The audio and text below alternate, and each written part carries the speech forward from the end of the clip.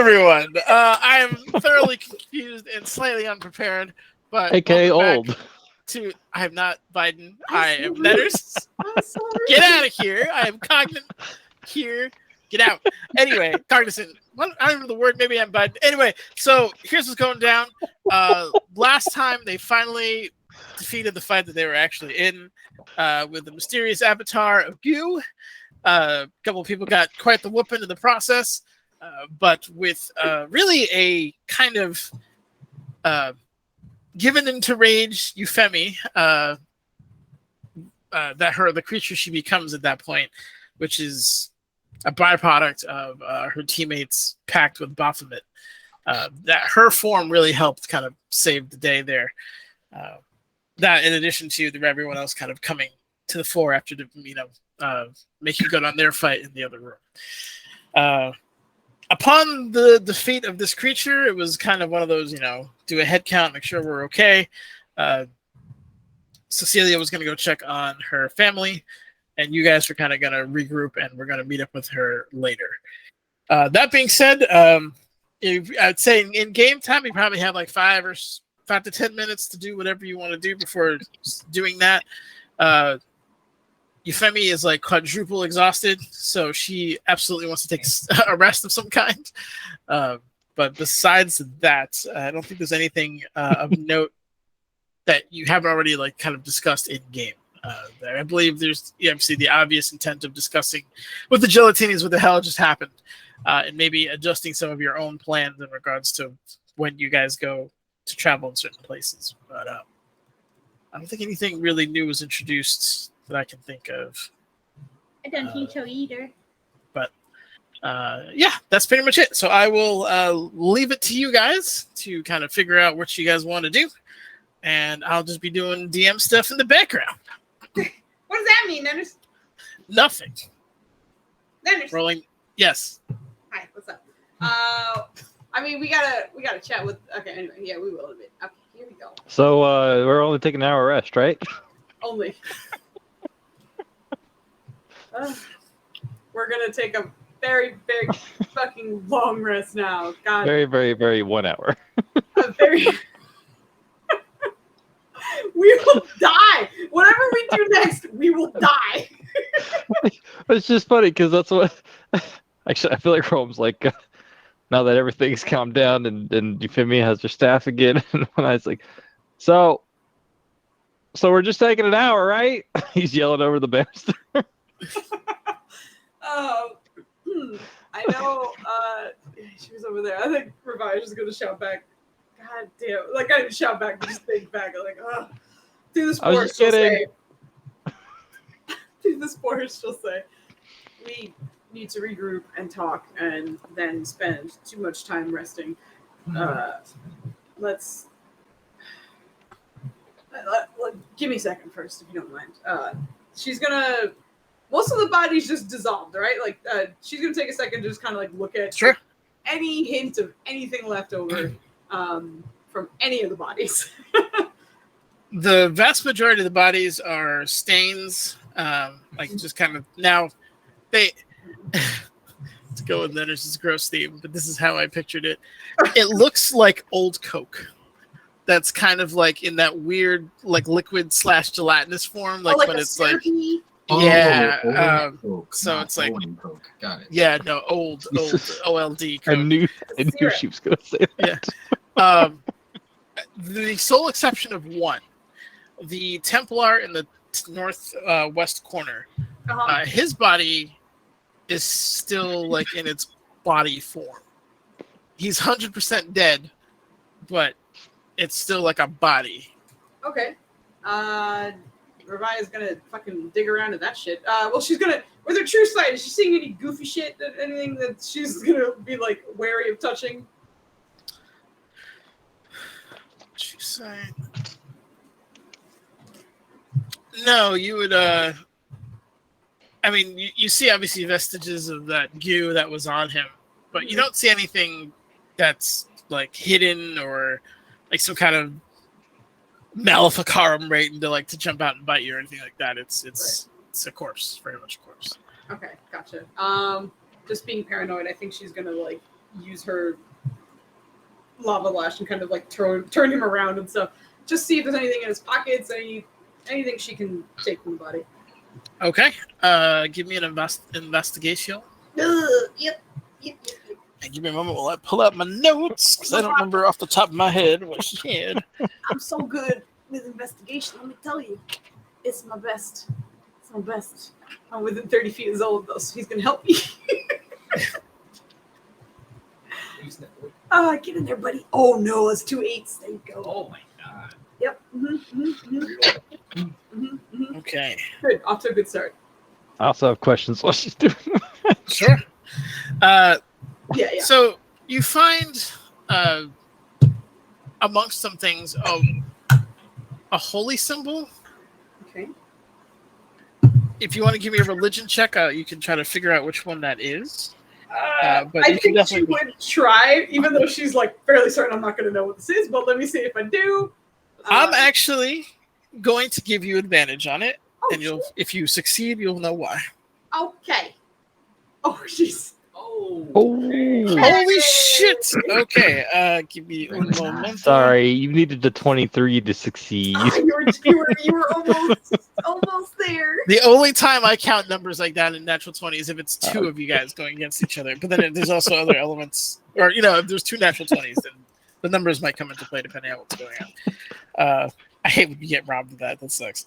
Okay, so this is God damn it. BRB, I'm still listening though. Sure. This is a symbol, and Ravaya, you haven't seen this too often, but the last time you did it was in a forest. Ooh. It's of Nintra Sawata, the princess of the Shadow Glass. Oh, okay. For those who do not know, and Ravaya, you certainly would. Yeah. She is the queen of the Unseelie Court. Yes. Or at least one of the very, very, very high up folks of it who could be. It's a, obviously, tumultuous realm. Yeah. But you could certainly call her a queen into her own right. Okay, cool. Of the Unseelie, yeah. Does it? Okay, actually, no. I won't.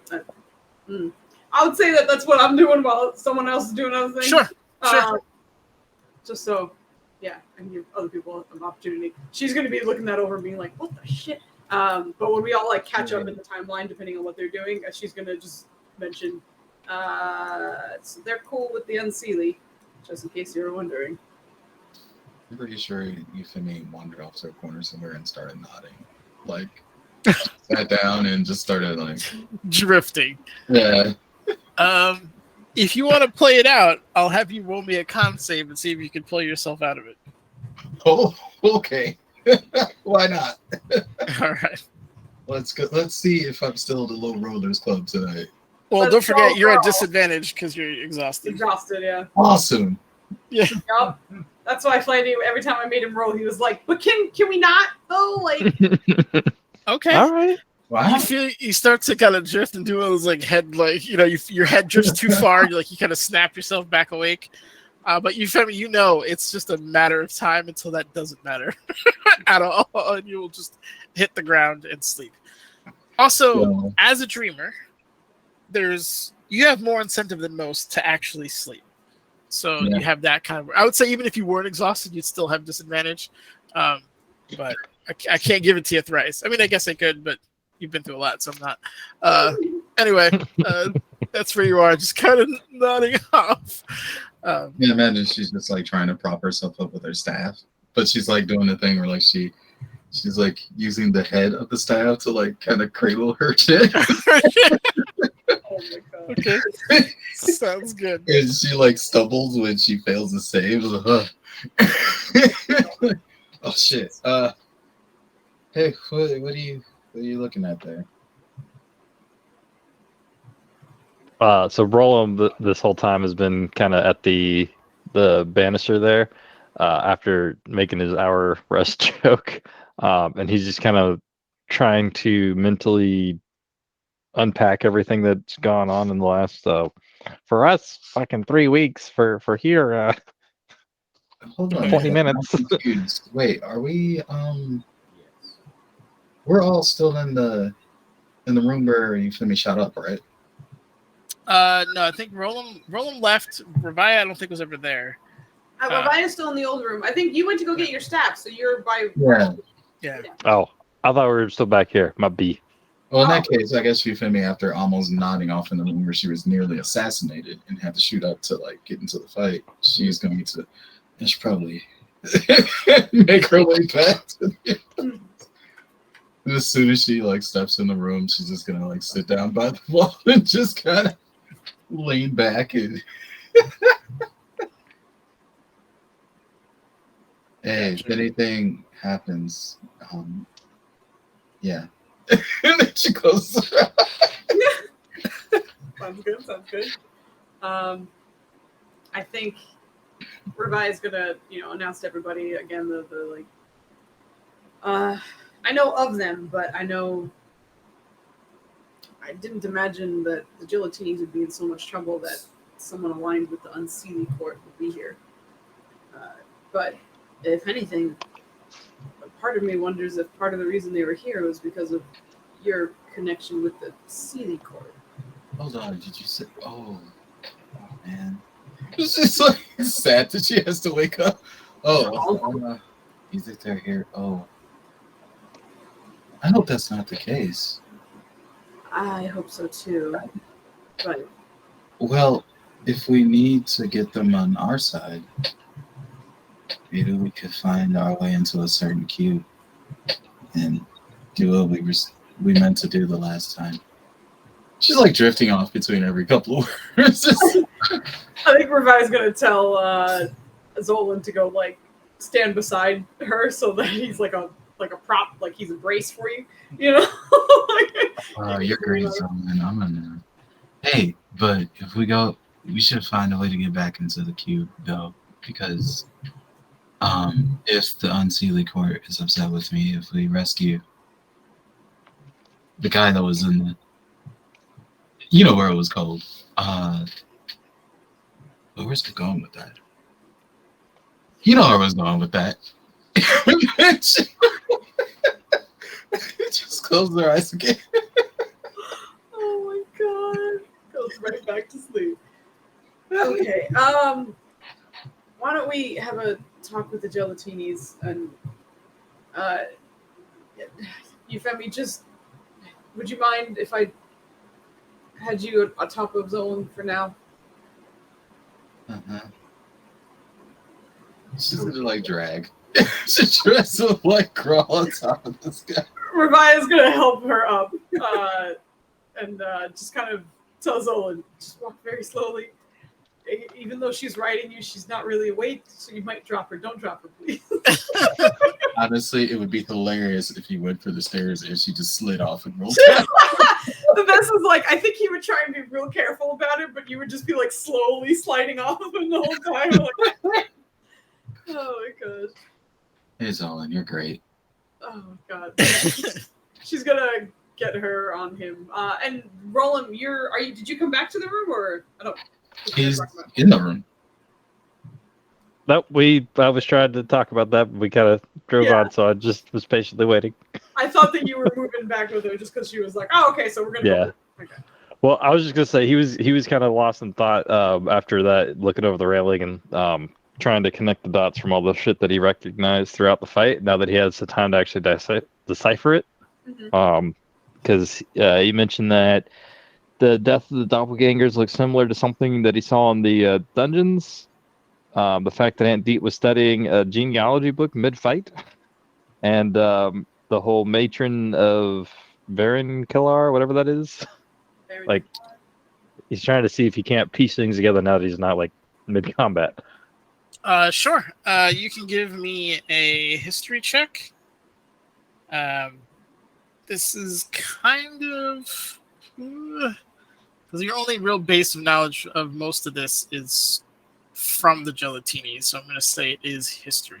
Did you hear about Did you hear Ravia's talking about the Unseelie? I would assume so, but I don't know where we are anymore. Okay. All right. So we'll give you that. It's not obviously anything super serious as a point of contention.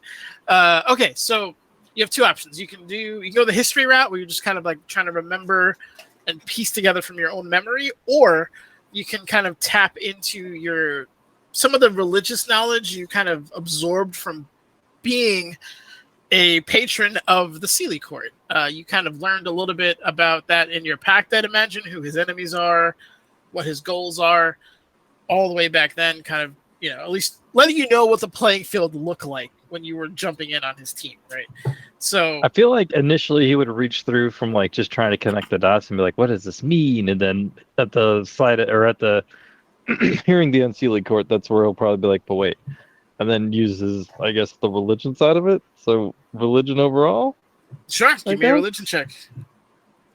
Religion. Ooh. That's a nice 2. Boy. Good. It's good. Yeah? Yeah, you're like... So much. They're obviously opposed to Oberon, but they weren't going after you. So that's weird. Not like specifically. Your thoughts kind of trail off from there. I feel like as Zolan's passing by, that's when he kind of like, oh, we should probably put you to bed. All right, he's just gonna kind of like keep a mage hand out to keep her steadied. Zolan's bringing her to the gelatinis because that's where Revia's going. Oh, to the gel. I thought you were taking her to bed. No, Revia is not leaving. Revia's not putting her back in the same bed that she got attacked in to be like, we'll leave you here tonight. Nothing ever bad has happened here. Off we go. No, she's coming. She's coming with. She's just on top of Zolan, letting out sleepy wee. Oh. Do I have the smoothest walk he possibly can? But it's still not very smooth because he's not used to it. Yeah, I don't have anything I can do to help you there, so enjoy. Yeah, no, that's fine. Revia would be beside it, trying to make sure she's okay. But she'll say through the spores, all right, we're going to go talk to the gelatinis. Are you coming? Is that where Zolan? I'm going to open my eyes. And she's going to look at Euphemia as she tries to answer, no, you're coming. Rolf's just gonna make eye contact with you whenever he can, and just be like, "Yes." Just start walking that way. All right, let's go. But he's playing keep the passed out lady on the giant. Revia's doing the same on the other side. I feel like you're on a pony ride and you have two people looking after you, making sure you don't fall. But yeah, we'll head over to the Cecilia and Aloysius Senior. Sounds good. Give me a sec while I move you over to the map. Actually, I got a copy out. You can't. Hold up. Just make sure you copy the correct ones. Oh, I just put me there. Don't put me there. I put me there. She knows what she did. What do you mean? I don't know what she means. So. Or what she knows what she did. I don't know. I did not see. Look at all of these bodies. Okay, so I would say. Oh, I feel like the side of a junior rolls and be like, "Oh yeah," and start like you got this, you got this. He's gonna be like, "What's up, little buddy?" What? Started. Incredible amount of vagaries and then laughter. Oh, I said, did not come through well. I said, I feel like at the side of Junior, he's going to be like, oh, you got this? You got her? And then you're going off to go see Junior and be like, what's up, little buddy? Oh, I see. Okay, gotcha. Okay. So they probably have him sitting on the desk and they're just... Dennis, would you mind pushing the turn order when you get a chance? Never. What happened? Don't worry about Got it. All right. I'm not actually sleepy. What am I doing? Damn. Okay, so you're on Zolan's booty. There you go. You're here. Perfect. Yeah. On Zolan's booty, Jesus. Okay. All right, so you should be good to go there. You walk in to find, they have them kind of propped up on the desk.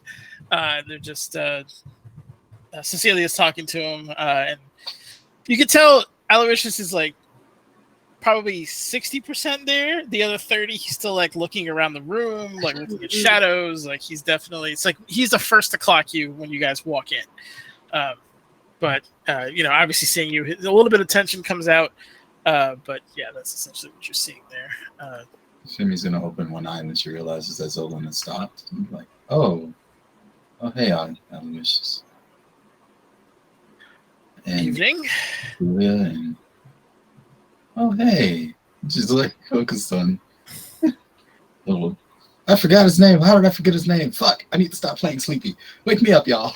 Oh no! What's the little one's name again? It's Aloysius. It's Aloysius Junior and Senior. Oh, okay, that's why. Yeah, Aloysius Junior. Yep. Shut up, lady. Oh, God. You stop laughing at my fight. I would love to stop laughing at your face, but I have to see your face. Stop laughing at it. Ooh, you know what? It's gonna be a little PvP tonight, folks. Look, I already yelled at her in chat. I was gonna leave it there, but I don't think she's even reading it. You yelled at me. Oh, That's why I brought it up. I did. But yes, Aloysius Twitch. Thank you. kind of turns to address you all. Thank you again. I don't know. It wouldn't have gone well if you weren't here and did what you did. We're in your debt again. He just starts kind of. He's kind of subtly eyeing you all and noticing the beating you all took. And there's a little bit of kind of remorse that's creeping onto his face. But that's what you see there. How do you turn 1 hour to 8? Just a couple of questions, if you don't mind. From what I've heard, this was an unexpected, almost unfathomable attack. Yes. We have ancient enemies. Enemies that date over 1,000 years back in our history. They haven't been seen for several centuries, and my ancestors did a very thorough job of making sure that they wouldn't come back. I don't know how they did. I'm sure Deet can explain, or D'Artagnan when he gets here, that we have wards specifically designed to stop them. And I'll be honest with you, they take priority over some of the other ones. To say that this wasn't supposed to happen is an incredible understatement. But it looks like they may have found other allies as well. As again, he kind of... Defiling allies. Yeah, exactly. Rome's kind of like in between, like... He feels like he's can school the Aunt D a little bit more just because they're more on a personal level, but like he's like, I feel like he goes to start and then realizes, oh shit, I don't know these guys that well. I guess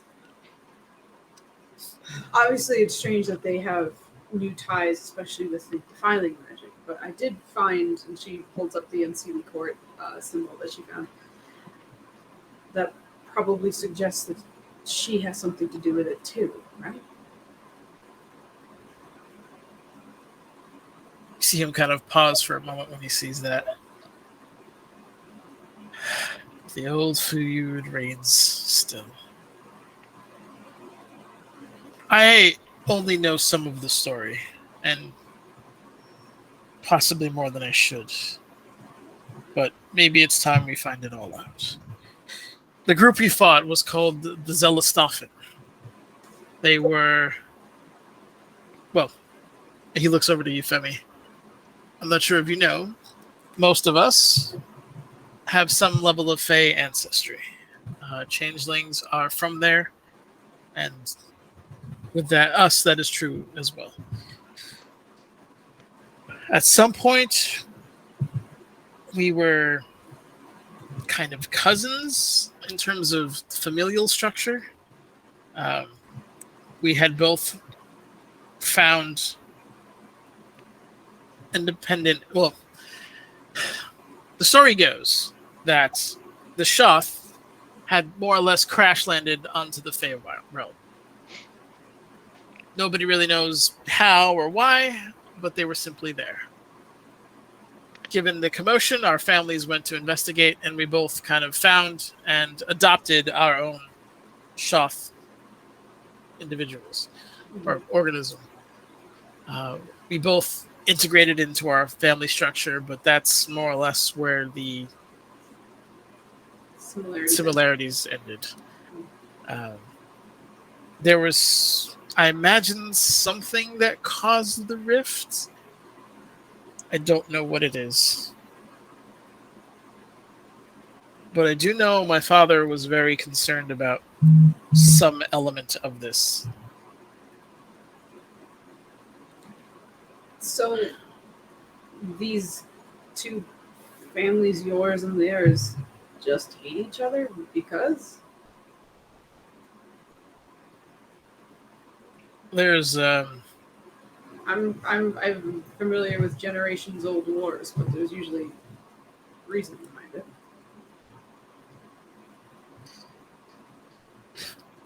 like you can tell he's not, like, he's looking back towards the sun, his wife, and he's like, okay. Well, Do we need to have this discussion elsewhere? no, it is something that's going to affect us all, so it must be said. I feel like Rolam's going to pull out the cube for Aunt Deet and start doing the minor illusion to show her, and then updating it. Yeah. She's kind of there looking. She has a book out, and she's currently like flipping through it. But her attention is split at this point between you guys and herself. He's gonna kind of inward, kind of like get lost in what's being said in real life, and just be like, he's kind of studying over her shoulder just to see what it is she's looking for, if he can kind of beat her to it before he asks her. But he's gonna kind of like slip by and ask her about that here in a minute. So he's kind of like not paying attention. Yeah. in the real conversation, just doing his minor image every now and then. So he looks over to Junior. I was a troublesome child growing up. My skill set has always been stealth, sneaking, getting my hands into things I'm not necessarily supposed to, overhearing things I may or may not should not. I was shape-shifting at a very early age to assist myself in this particular endeavor. One day I snuck in behind my father when he went to go visit our family members and was inquiring about elements regarding a artifact called the Fulcrum of Chaos. After doing a little bit of research on my own as I got older,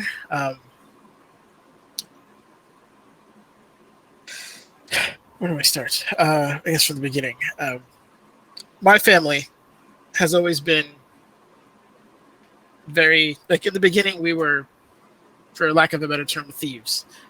Very skilled, very good at what we did, very sneaky. We were just in the Feywild. We're known amongst that group as being trickster thieves, essentially. We were assigned a task to acquire this particular item. We did not know, but it was a prized possession of Nintra. Oh. Who Okay. stole it or forcibly removed it from the Primus of Mechanus and has been on display essentially ever since. Is that why that weird Modron keeps visiting? Talking The what? about rebellion or something. Oh, there's a Modron that keeps popping up around us and says that there was a rebellion or something. You guys know that more, right? Yeah, Only- if you keep down that train of thought, you're probably going to summon him here. Oh, The Fulcrum of Chaos is an artifact that seeks to stabilize and balance chaos.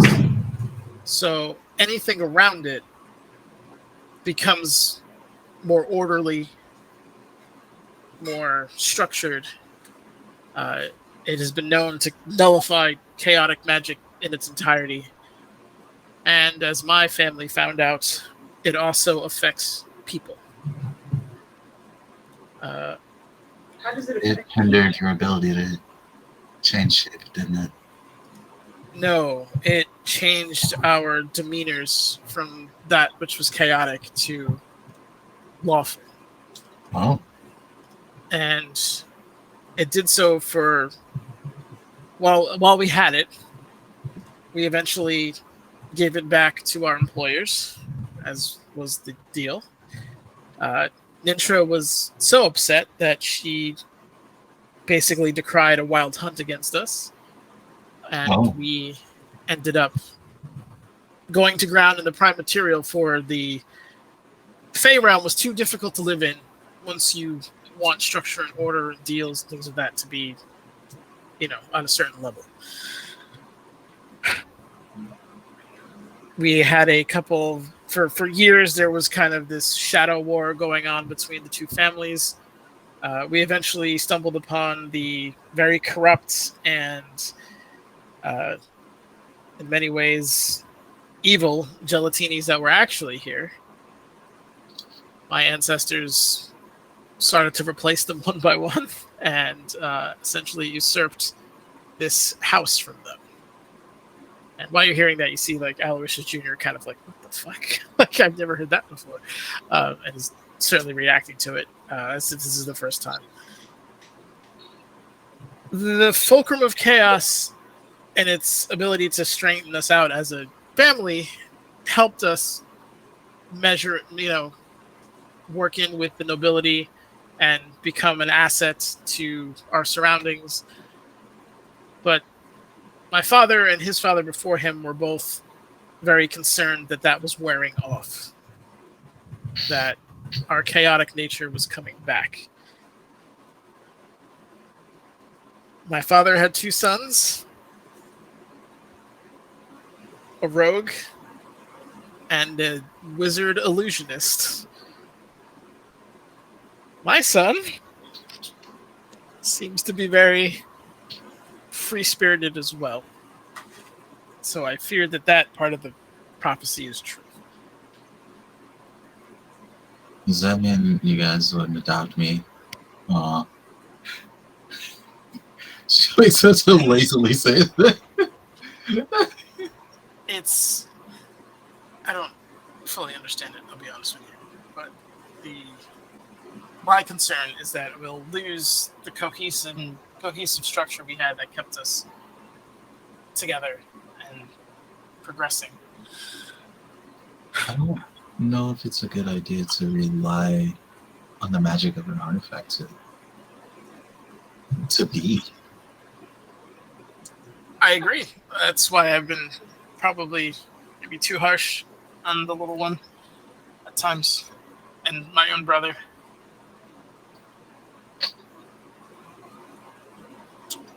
But the Zelistophen have been after us ever since, and so he takes out his hand, starts counting, and he looks over to like Deep. Your grandson actually killed their Shoth, which is why I am very confused that they had such a connection with their own. That's why we all thought it wouldn't be an issue anymore.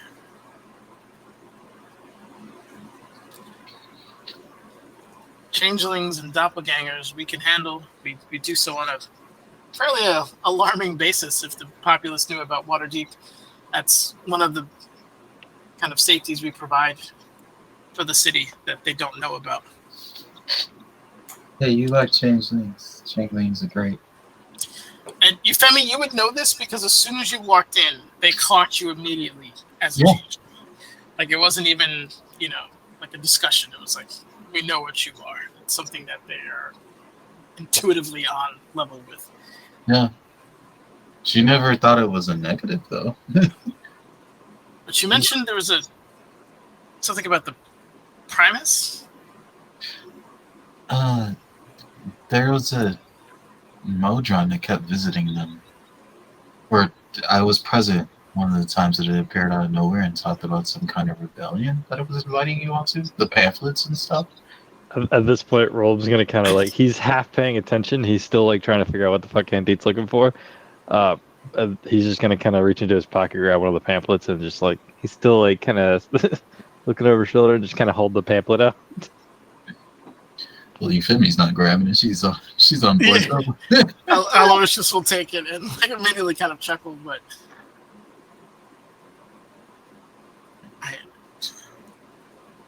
this might be our doing. Well, not ours, Ninstra's, but us not returning it, at least. It's just kind of... Because the fulcrum has been missing? I've never been one for machinery myself, but I've always been told that there's an element of balance that has to be maintained. Mm-hmm. Else certain machines will shake and shudder themselves to death. If we took away its fulcrum, I would imagine if it wasn't replaced or replaced with something inferior, perhaps it was... Make no mistake, this wasn't like a artificer's pet thing. It was an artifact in every element of that name. Where is it now? Titania, I believe, was who we turned it into. Stares at Roland. Rolb is like, I did a GM Constitution save. He's still like focused in. Yeah. Like, the pamphlet was enough to like, because Modron was said like enough times. Like, oh, hold on, what? Who is that? So he's just staring at. Just gonna repeat the word Titania. You say? Sorry, what? As your- Titania? What about her? Look, I don't know I if just it's talked to true. her earlier today. Yeah, this was written like probably 1,200 years ago, but allegedly we handed it off to Titania, the Fulcrum of Chaos. It has not been in our possession since then. What they did with it in the games that persist in those courts is beyond my understanding. Anyways, quick question. While she Yes. was performing for the Sealy Court, did she ever see Titania? And better yet, did she ever encounter this fulcrum thing? You've definitely seen Titania before, maybe not necessarily like a prominent, like, front row seat type of stuff, but she's always been around those circles. In regards to the fulcrum, you've never even heard of it before. So it's not something you would be familiar with specifically. At the mention of all this, Rolm's gonna kind of like, he's gonna like kind of disappointed because he's trying to figure out what the fuck he's trying to beat Andy to the solution that he doesn't know what's going on. But he's gonna kind of hold on, and he'll close his eyes and kind of like, actually, he'll grab onto. This seems like it's relatively souring, so we'll grab onto the onion and just kind of hold that as a focus and be like, I'll be right back. Okay. be like, What do I Titania. smell onions? What? How do I smell onions? He's gonna hold on to him and be like, Titania? Just doesn't look up. See Rollo's holding an onion and be like, oh, He's yes. not holding it like out in front of it's like in his pocket still. Like he's just touching it. Is Oh, all. okay. Cecilia kind of looks past. Are you okay? He's just focusing on trying to reach the Titania. You're not feeling anything immediately, and actually, give me an Arcana check.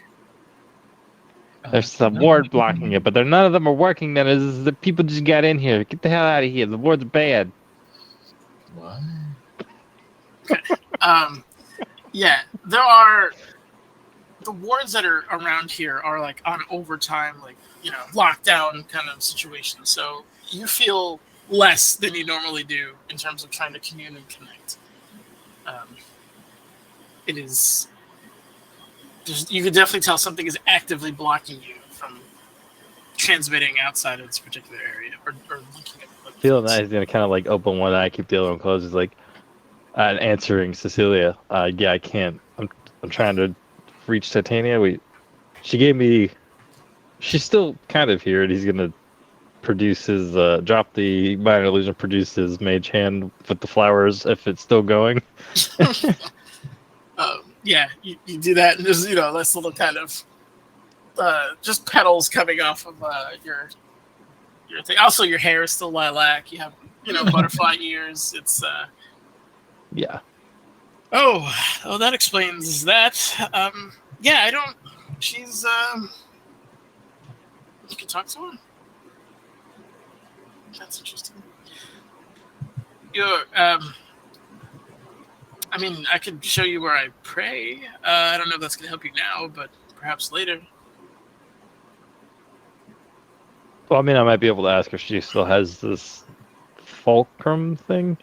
Also, who are you looking for? Who am I? I'm sorry.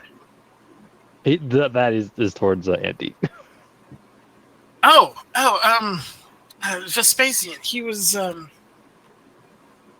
he had dealings with their Shoth. And I was trying to find out.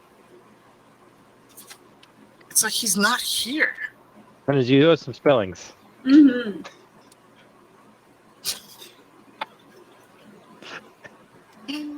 Oh my god, yes.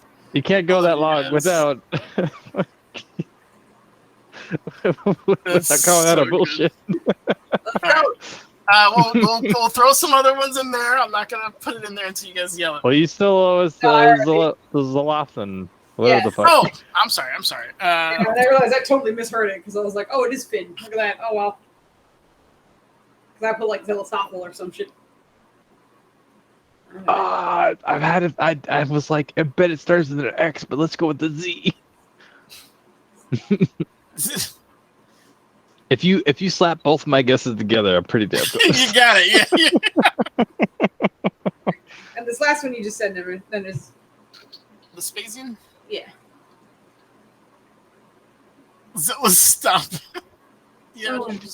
Twitch, she put something even worse too. I think it was like Zealous Dolphin. Zealous Dolphin is what you put in Twitch. Zealous Dolphin. We were fine until the Zealous Dolphins came after us. Yep. The seas were never safe again. Yep. Anyways. What? We need the next one. Oh. I'm the only one who guessed. Okay, yeah, I'm always getting yelled at. Like, it's too early. So no, you're fine. I nailed it. Damn it. We don't know that. You didn't spell it out loud, I have it in the book way before he even fucking got to bullshit. I'm calling bullshits. You used the time spell, you hacker. Nailed it. Anyway, continue, Dennis. As you were. Yeah, like I said, he met their Shoth. He had dealings with them. He took. He stole a lot. Shoth? I'm sorry. Yes. Met with their Shoth? Indeed. Was that before or after you killed them? Didn't you say this is before they were killed? This is before my time. That's why I was looking for it. Also, I think your mic is doing some weird things. Sometimes you're good and sometimes you're quiet. No, it's okay. Yes, my father had told me about him and his exploits. It's actually part of the reason why I went transmutation, because of his ability to shift and change and do certain things allowed him to get close. Then, as we all know, she's abjuration. Get out of here. You're the worst. But yeah, I it's like he's gone. I don't understand. How did you hear? Is this magical? Did he remove himself, or did someone remove him? Perhaps a certain silty person who's trying to get us off his trail? I don't. Well, see, here's the thing, which doesn't make any sense. He was a very powerful wizard, and it's until now, it's never not been an issue of people getting, I guess, erased. The other issue is, I believe, didn't Dragoth say he wasn't going after those you were close to? He saw that as dishonorable, so... Well, they know his magic somehow. I don't imagine very many people in this realm naturally stumbled upon that on their own. Think, my pupil, what happens with knowledge? Gets written down, it gets shared, traded. The issue I think I'm having here is you remember him? Yes, absolutely. And what are you looking in that would have record of him that suddenly does not? A family tree? We have like family tree books because we go back really far, and I'm gonna have to go down and consult with my family members down there. But I don't like he's literally gone. I've gone through 3 books. She's gonna look at Aloysius and Cecilia. And are you familiar with this character, this person? Aloysius is kind of like, you have to understand, our family genealogy class is really like 4 years long. Yeah. This is the Vespasian the First, right? Is that what you're talking about? And you heard yes, that was the first, of course. I think I remember him. Yeah, it's a wizard. Did stuff. And you see, like he's just like he was like going from tactical to like, hey, do you remember your great? Right. So yeah, it's like a bit of a gear shift for him, but he's like, I do remember him. Yeah, I remember hearing of him. I never met with him in ooze form though. Did you have? Perhaps we should do that now.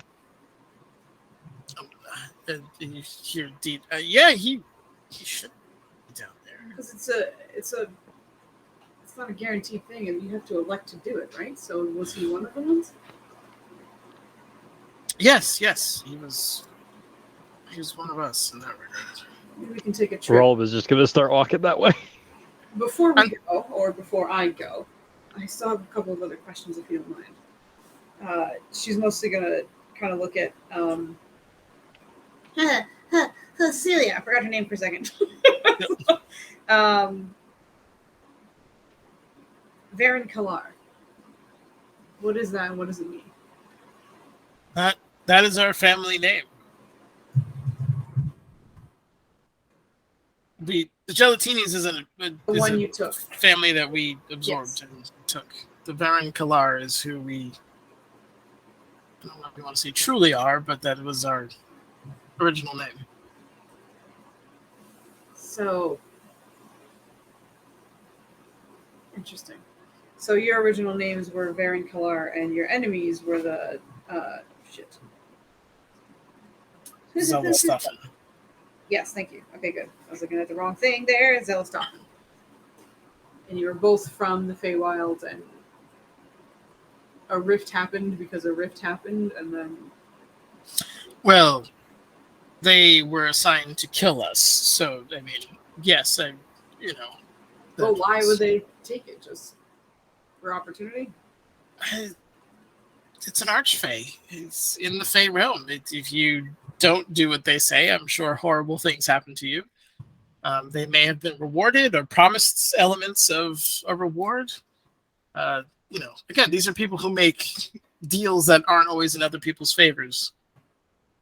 I'd imagine they were offered some level of power. As you can see, they're not what they used to be.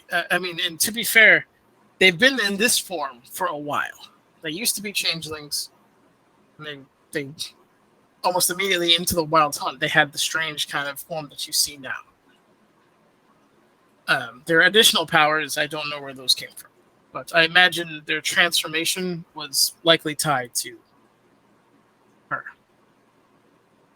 Interesting. Rollum's departing and taking Aunt Deet down to a gelatini wiggly room. Okay. You would have to wait because the only person you've seen gone in there is D'Artagnan.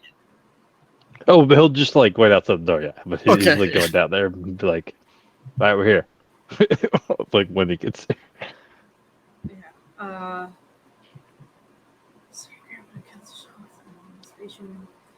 my goodness, what a fucking mess. We haven't heard of anything that would allow Dragoth to rewrite a history, have we? Like, as characters, have we encountered something like that? Revia, roll me a history check at advantage. Okay. There's some weird artifact in the city of Warlocks. He found and he's fucking shit up. Oh, yes! Oh. It's a 5 and a 6 at advantage, baby! That's the There's- strong 8. I'm gonna have you roll again later. Okay. You're like, this is familiar. I know it. I don't have it right now.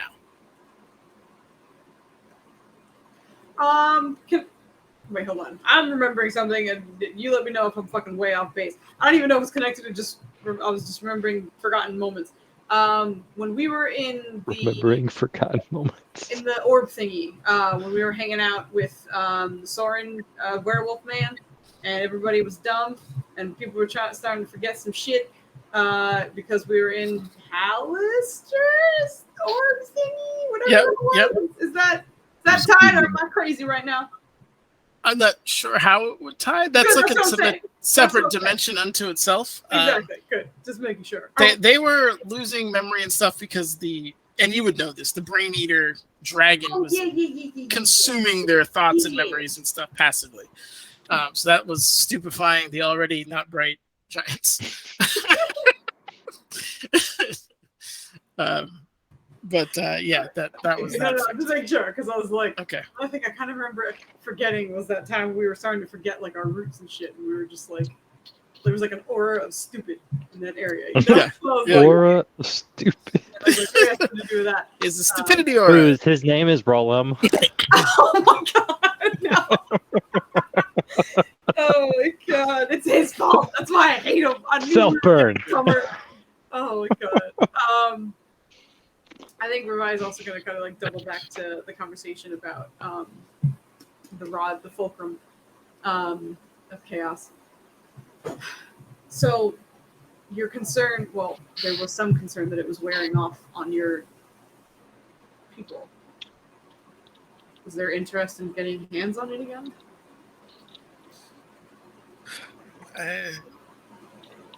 he looks over to Cecilia, and she's giving like a firm like, and she answers in his stead. We are who we are.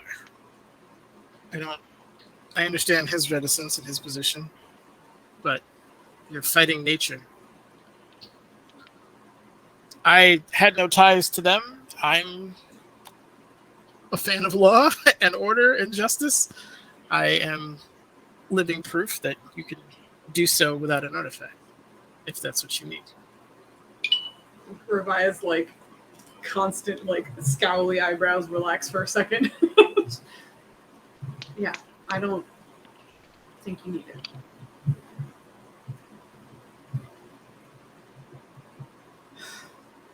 It does take a fair amount of effort. And I think at this point you would all realize that like almost every time you saw Aloysius doing administrative things, it's painful for him. Mm. Like, it's you're kind of putting it together. Like him being as orderly as he is like a force of will for him to do it. And maybe that's why he comes down so hard on D'Artagnan. Mm. And maybe there's a bit of jealousy there because he has a lot more creative freedom than he does. And just elements of the relationship. Like there is some level of constraint. But a house of this size needs administrative capabilities, and it needs to be intimate. You can't offshoot this to somebody else who'll fuck it all up or corrupt it or do something horrible. Like, it has to be you on the ground. So there is an element of friction and certainly an element of like creative suffering that Aloysius is doing, and maybe he's trying to impart that on his son, like some level of discipline that is maybe greater than he should, but that's kind of the dynamic you're at least piecing together now. Right. Well, we have to figure out how they caught Dragoth's attention. And sure, bad blood is bad blood, but they were willing to come back here and use their new abilities on you. Dragoth, and then we see is like Cecilia kind of pushes away from the table a little bit. He's not, as far as we know. I just came back with which, by the way, we're going to have guests soon, so you see some knights incoming. Don't be alarmed. I was with a conference with the Order of the Gauntlet, who had been tracking a lot of his movements. Alatar sends his regards, by the way. How's he? He's well. He's in the fight, taking it to them, and it turns out that warlocks and evil wizards don't like it when they can't use their magic. Yeah. So he's been instrumental. Yeah, he has. I can imagine. However, he's a duelist in a way. He's not one to delegate important killings that need to be killed. That's what confuses me. I'm not sure this is his hand directly. I don't think it is. I think he offered them something, or perhaps made alliances with them, and they were able to do what they wanted with it, the new ability. I think it's a rung or two down. It might be one of his lieutenants, one of the court, perhaps, who made this deal with that knowledge. I know very little of the courts. It's not quite my thing. You know more than most, I'd imagine. Look, Let's be honest. If he wanted to attack our household, he would attack our household. Like, this wouldn't be... I don't think it is him. I agree with you. Yeah. Just trying to find out where that connection came from. But on top of that, this might not be safe. Well, I believe it is 2 full squads of paladins that are incoming. Should help solidify that base. And once my brother gets here, or brother-in-law, we can work on seeing to the rest of the wards and find out what happened. In the meantime, it might be best for everyone to stay near each other. I agree. Well, first and foremost, I'm not leaving this house ever again. She says, looking at like Aloysius Senior. In fact, I'm going to bring our daughters here. Finally, they've been away from home for far too long at this point. Supremo horrifies like daughters. They have daughters. They have daughters. Did we know that? I thought we knew that. I'm sure we did, but Revia did not register it at all because she was like, "There's just the son. That's it." Okay. You hear Alice? She's like, "Yeah, I miss him. It's been a while. I'm going to show him my new faces," and he's like trying to get his get a face and roll him going. He gets to like halfway there and then loses it. He's like, I'm going to get it one day. One day. I think it's going to be weird, but we should definitely all stay near each other, even overnight. Our friend was in a room by herself, and that could have spelled the end for her. We can make a camp in the mess hall if you want. It's defensible. We have plenty of blankets and bedding. We can get going. This shouldn't be a problem. Good. All right. Well, I think that's more or less the end of my questions. I think we have a few more pieces to this puzzle we have to flesh out before we can snap it all back together. But why don't we see if we can speak with Vespasian if he's there? Yeah. And she, like, lets her eyes kind of drift to you, Femi. Are you? Oh wait, didn't watch it. Maya, are you here? She's BRB. God damn it! Oh, I'm here. Oh, you're here. She's Okay. back. For a good moment. She's Gotcha. B. She's B. You watch as Cecilia's eyes drift on you, and the immediate thing you feel is like concern. Are you? I saw you. What was you? Rage, just anger on a level I've honestly never seen. And as a paladin, I know what I felt. She kind of drifts back to Revaya for a moment. You guys are tapping into fairly dark powers. Euphemia actually lets out an uncontrolled yawn before she opens her eyes again and looks at Cecilia when she hears the voice. And she's like, "Oh, yeah. Normally, I'm not for that, but it seemed to be the only way to really take down that thing. I've only ever tapped onto that in the most dire circumstances. So twice so far. We get into a lot of fights. She looks to revive. Hey, about how many times can I do that before I line up down there with your dad? I don't know. He didn't exactly talk to me about it. I'm sad that we didn't get it. He's not my dad. Oh my dad. No, but Revia's gonna look back at Cecilia. Her situation is a bit different than mine, but mine is willing and understanding. I'm not natively connected to that place.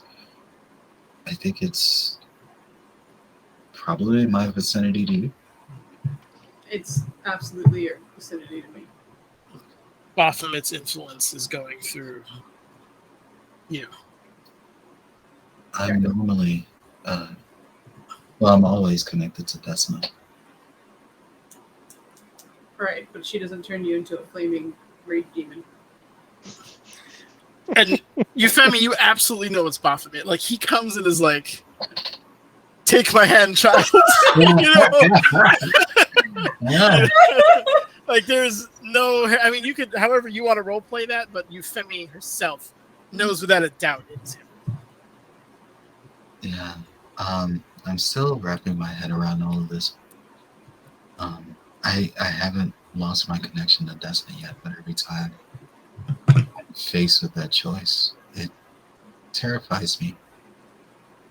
But yet, I think losing these life or death struggles terrifies me even more, because I feel like if it's always a situation where if I don't give in, then there's a chance they may all fall. Look, I understand in war and conflict you have to make terrible decisions and do terrible things. You do what you need to do to stay alive. That I understand. It was never about me, though. Or you and your group. I just be cautious. You don't know what effect this is having on you long term. I definitely know the short term. I encourage caution. I know everyone doesn't really care for gods on the level I do. But you're talking to a faithful of Desmond. I understand. I appreciate your concern, and I do believe your words have merit. But we are making deals with a demon lord, and I get that. Yeah. I get what that means. I know what that could mean. It's, again, never an easy choice. It's something that weighs heavy on me. The first time it happened, I was truly worried that my soul would be denied passage to Desna, but I don't know. Every time I do it, I face down that possibility. But we're fighting to save an entire world, so...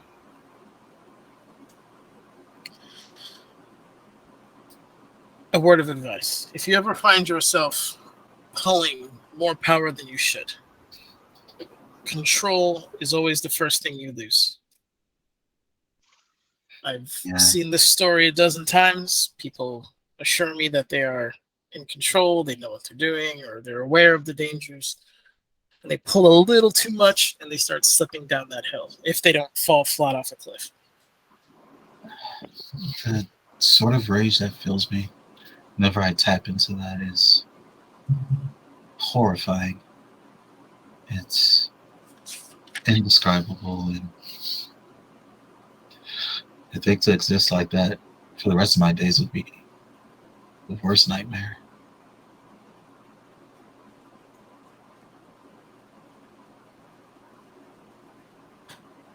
All right. And you were... Those look super cool, but she kind of like nods her head like she's gonna drop the topic for now, but they need to say her piece. So downstairs, and like as Aloysius is saying that, you hear like you just immediately feel a displacement of air around everyone as D'Artagnan finally arrives. Hey! He has what looks like some kind of party hat that's like sideways on his head. His hair is disheveled. He has a drink in his left hand. And what is... Oh. What the hell happened here? Shows up with a party hat. Is it green? Yes. Oh my god. He's amazing. He's just kind of looking at his family and like, you guys beat to shit. It's like, is this as bad as I think it is? It was relatively bad. Everyone's alive and we're okay. But the Zelastoffen attacked us with Defiler magic. But they have all been dispatched, and we were currently about to go ask Vespasian a few questions. You look like you've been doing all right, though, so that's good. Vespasian the Shifty? She's gonna like look at the other two, like, I don't know, I just know his name is Vespasian. You see the scene, you're like, I love that guy. Yeah, he should be downstairs. I need to put this down. You said, like, I'm a little deep in my cups, I'm not gonna lie to you. You said the Zelastoffen were defiling. Correct. Yeah. She's gonna like brush off some of the like silts that's part of her clothing because she got hit by one of them. Okay, all right. Cecilia, can you do the thing? Just help me out here. And you watch as she comes over and like puts her hand kind of like disdainfully on his head, like almost like a full face, like you fucking idiot. And casts Lesser Restoration, and like you watch his it's like a kind of like this very light golden energy kind of flows over him. Oh, well, that is trippy. Okay, yeah, full faculties, got it. Welcome back. Is that man on accent or some shit? It was, look, wizards really like to party, and when they do, it's quite crazy. I was upside down for hours. Anyway, the how the hell? When I studied it, I almost lost my mind. If it wasn't for your friend here, I probably would have. Right. we have a lot of questions and unfortunately no answers. Just Okay. Let's go. You're gonna go see good old Shifty, right? Good old Shifty, I suppose. I haven't Right. talked to him since I was in college. He's great. Oh, all right. Well, off we go, I suppose. He's so clever. How did your relations go? Cecilia was telling us about Alatar. Oh, yeah, she was in the nightly element of it. I was handling the more magister element of it. Good for the most part. Most of them should be showing up. There's a few who won't because of previous obligations, but and one who I'm pretty sure is tied with the Fae, so we don't want him here anyway. Yeah, I'd say by and large we're okay. Good. We're looking good. Okay. We have some support from Neverwinter. Depending on how Cecilia went, we might even get this Navy back online. That would be great. We have use for them almost immediately. I don't know how your cat handles that at all. It's so weird, but I'm glad. Through the spores for a second, Revia is going to be like, send it just to Rolo, but you're going to get the message. Your boyfriend's here. We're on our way. Like heading down. I feel like he's gonna be like, who has a boyfriend in their group? Yeah, it's like just to you. You don't know that, yeah. But yeah, he'll take you all and start leading you downstairs. And as he's walking, he's like, "Oh no, this is really bad." He's just kind of disdainfully like, moving his staff around. Revia on the way down is also going to show him the what's her name, seal. Nitra. I'm writing a boule. Yes, you're still on. Look at my staff. That's not. Okay. But yeah, she's just going to show him the unsealing core thing and just be like, "This was also on the only body that stayed here."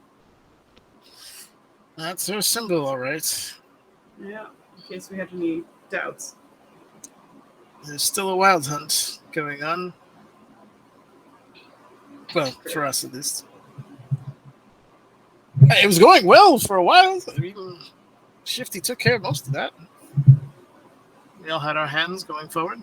How long do you think they were here infiltrating? This must have been recent. Actually, you guys roll. You didn't have to roll. You know that it was really more deceiving the people, like the help. Like they were setting up an ambush and not like the guards, the help, like all that stuff. They were the ones who were being mitigated. Like they hadn't seen a Gelatini proper yet, so that's why like the gig wasn't out essentially. So she's realizing that it was just the help that was compromised, no Gelatinis in particular, waiting for the moment. No, and again, you know that they have the ability to see through shapeshifters, Yeah. as does Roland. So it wouldn't have worked on them at all. It was just to prevent any early alarm or detection. So does that mean the waitstaff is all, The other question I have about that is we saw one on the way here, but it wasn't going in the same direction. So there might be others, or maybe they knew it was us. Revia, what if the one that we saw was keeping tabs on us and probably informing them that we were heading back? Well, one of the ones, the one that I hunters marked was in this house. So we found out that it made its way in here anyway. But maybe spotting us was their way of getting back to the rest, which weren't in this house, and alerting them that it was time to strike or something or other. Wait a minute. If the one that we spotted was going in the opposite direction yet beat us here, doesn't that mean that they're using some sort of portal or entryway to get in? I don't know if it beat us here. It took some time when we arrived, and then we were all getting ready to rest. We hadn't really... We were studying. We hadn't exactly. You went straight to sleep, but the rest of us were attempting to. Those wards. Do you think they might have had a way to bypass them to get in? Oh, of course, they had to. You of all people know. What happened to you last time you teleported in here? Oh, I heard right. you gave the gardeners quite a show. Well, what I mean is... It sounded like she was like streaking or something. What I mean is I think we should probably perform a sweep. That's exactly what I planned to do right after I talked to the Shifty. Okay. He's the most clever man I've ever met. Oh. I'm not contributing anything. I'm sleeping. Bye. As right after that conversation happens, you hear like the armored footsteps of what sounds like a platoon that's coming through like the front kind of foyer as you guys are coming down. And you see knights it's almost like a rainbow of heralds and tabards, different types of arms and armor, all of them like armored to the teeth, essentially, coming through. Is the lady of the house here?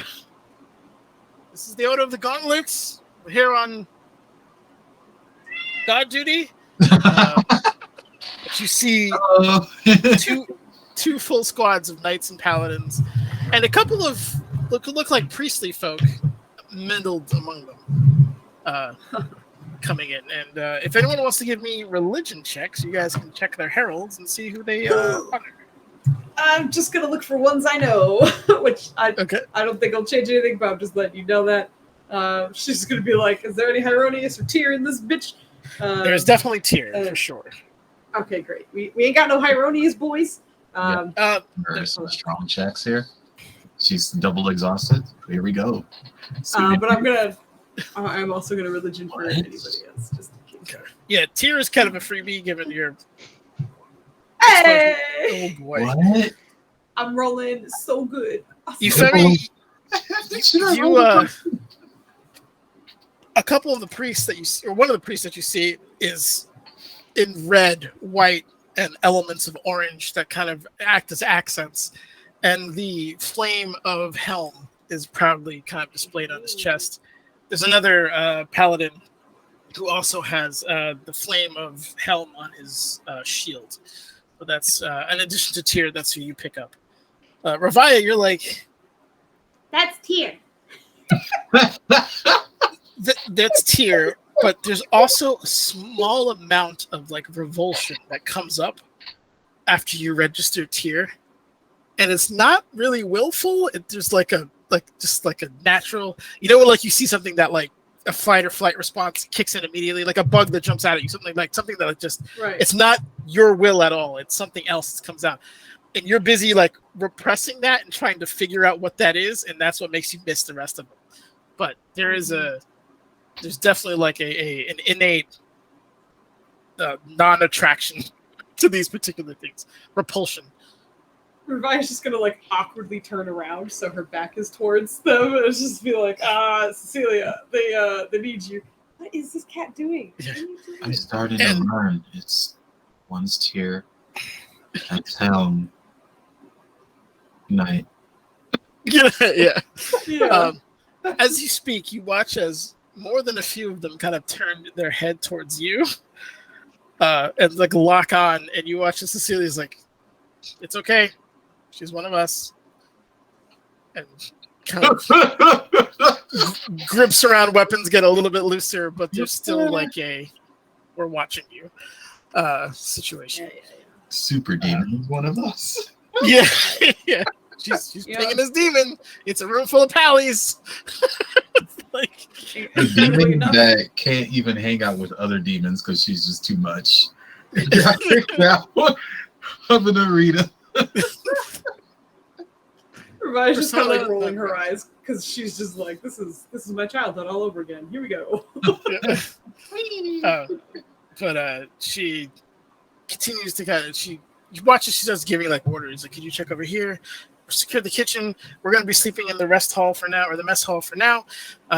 If you can do, the four of you do a floor sweep by sweep. I'll see if I can get refreshments and food for you in a bit, so we can get maybe a rotation going. And she's basically giving like the logistics of basically having the house defended by them. And they all seem to have like a fairly strong amount of respect for Cecilia. So they, yes, milady, yes, ma'am, all this kind of stuff, and they're off and doing their thing. So that's essentially what they're doing. She explains the mess upstairs, that what not to do, but is doing that while D'Artagnan keeps moving you guys through. As he goes, you hear under his breath, like, "Oh, that's so stuffy. I never liked that. I don't know how she deals with it." But anyway, Oh my god. so there's concerns amongst the magisters that this defiling magic will get out more than it needs to be. I've already warned them against studying it, given my disastrous attempt. So hopefully that's going to disseminate from on high. And the idea is if anyone, at least within the academies or any kind of organized school of magic, gets their hands on it, they'll be maybe not reprimanded, but certainly strongly encouraged to stop and reported wherever that comes through. Interrogated if necessary, but we're trying to keep it light for now. We don't want to drive them into the hands of Dragoth at the moment. And as he's explaining that, he kind of walks you down the corridor and to the door, and you watch him like hit the symbols on the actual like frame as the magical rooms kind of swirl in and lock into place and open up the doorway to all the lovely different jars filled with goo, essentially, which represents this generation for It's about time you showed up. hundreds of years. Look, I was busy. I had to network. Mm-hmm. He's looking at the party hat.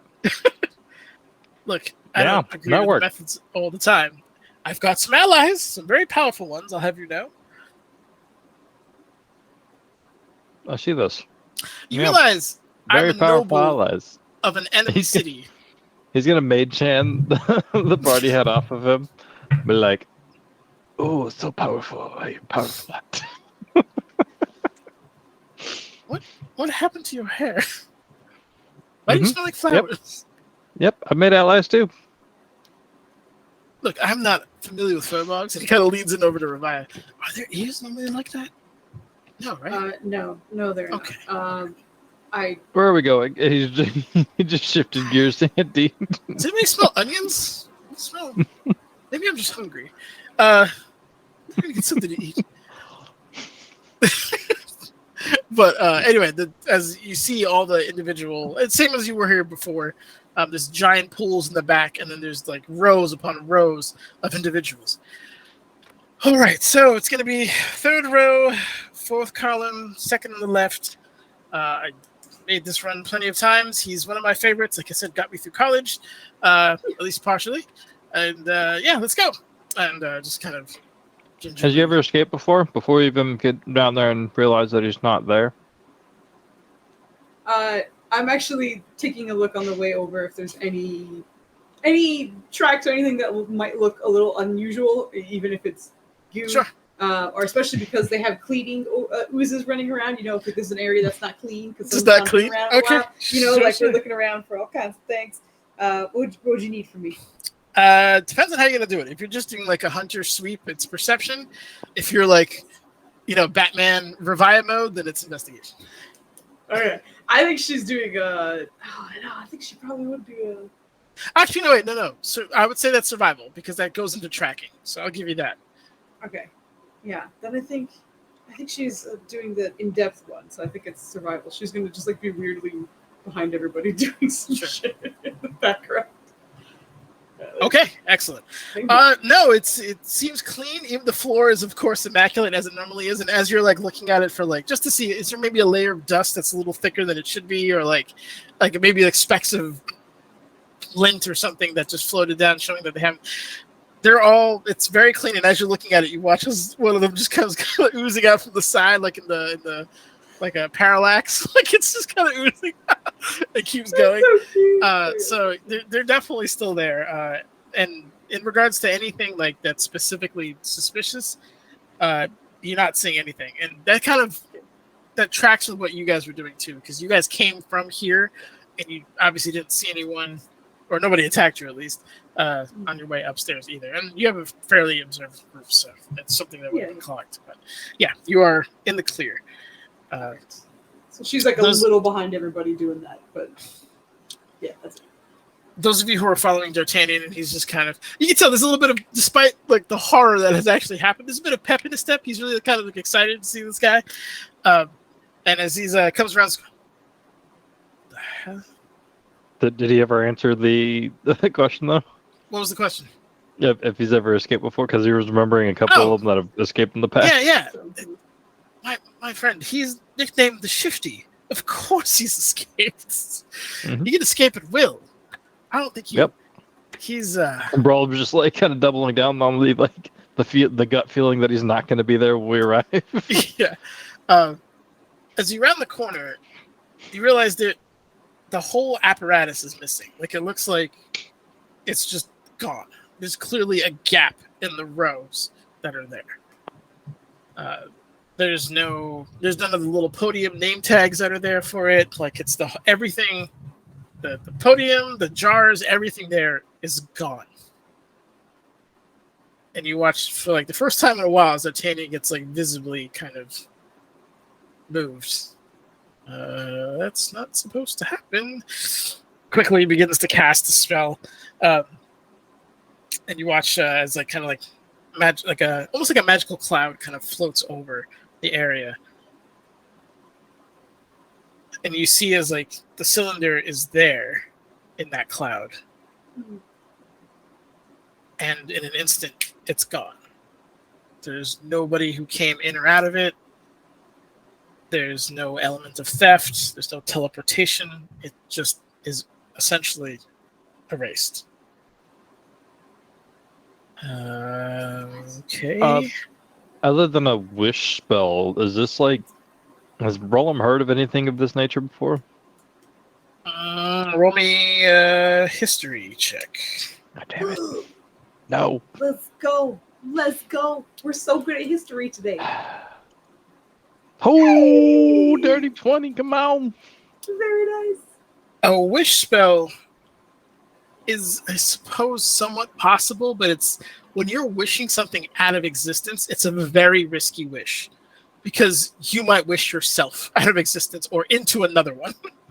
So wishes would pull the rest of reality with, right? This is more like of a displacement. This seems very specific to at least this person. It's difficult to say what else it extends to. Well, he's kind of operating on the assumption right now that maybe like they made a wish that what's his name, Verstappen, never killed their person. So the F1 driver, Mr. Verstappen, decided to stop racing and start fucking around with the Jolton and stuff. So it's... Well, that's what I'm saying. He's operating under that assumption that maybe they wish that he didn't take out their deed now that they're powerful because of that. But that's what, I guess, if that's the case, then if he knows that the wish would undo everything else behind that action, then he'll probably leave the wish thing alone. But now he's just trying to like, how do they get him out of here? He's gone. Any history of him written, at least, seems to be gone. Their actual memories of him are still intact. So, whatever Physical, it was... tangible things are gone. Correct. Which seems... could you ask Deep if physical, tangible evidence of the fulcrum or anything else is still written? Anything specifically tied to what he's been involved in? He just looks at Andy. Yeah. Everybody's gonna just like think out loud for the next, but like, is it? No, it's all gone. Oh God. Anything about him? Like anything he's been involved in at all? Anything he's had his hands in is gone. It's gone. What could do this? You're sure? Remember that roll I was telling you could do again? Give me that history advantage again. Don't put this pressure on me. Okay, Come on, hold on, girl. go for it. oh, I've been rolling straight shit for my bad histories. Here Yeah. we go, baby. I'm gonna touch Nubs' butt and hope that he powers me. I bet it's not just fun. Oh, Yeah! sorry, I double clicked. I'm sorry. No, come on, we'll Okay. take the second one. It was quadruple advantage. No, it wasn't. Thank you. Control advantage. You're like that. Just it's been nagging your mind, and you're hearing these theories like wishes and some kind of magical erasure. And not all that long ago, you had an item that can do something similar. The card? The fate card. You could rewrite fate with the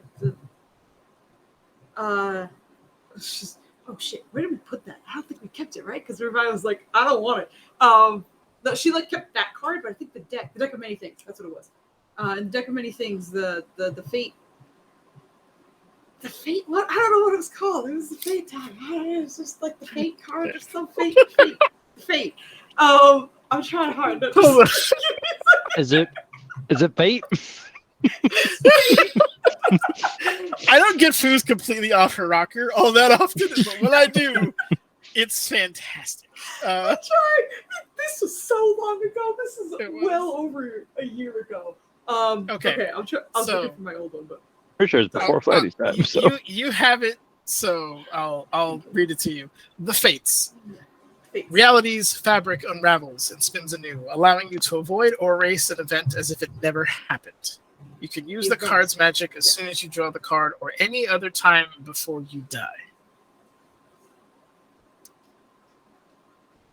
So if someone else had a deck of many things, pulled that card, and then used it.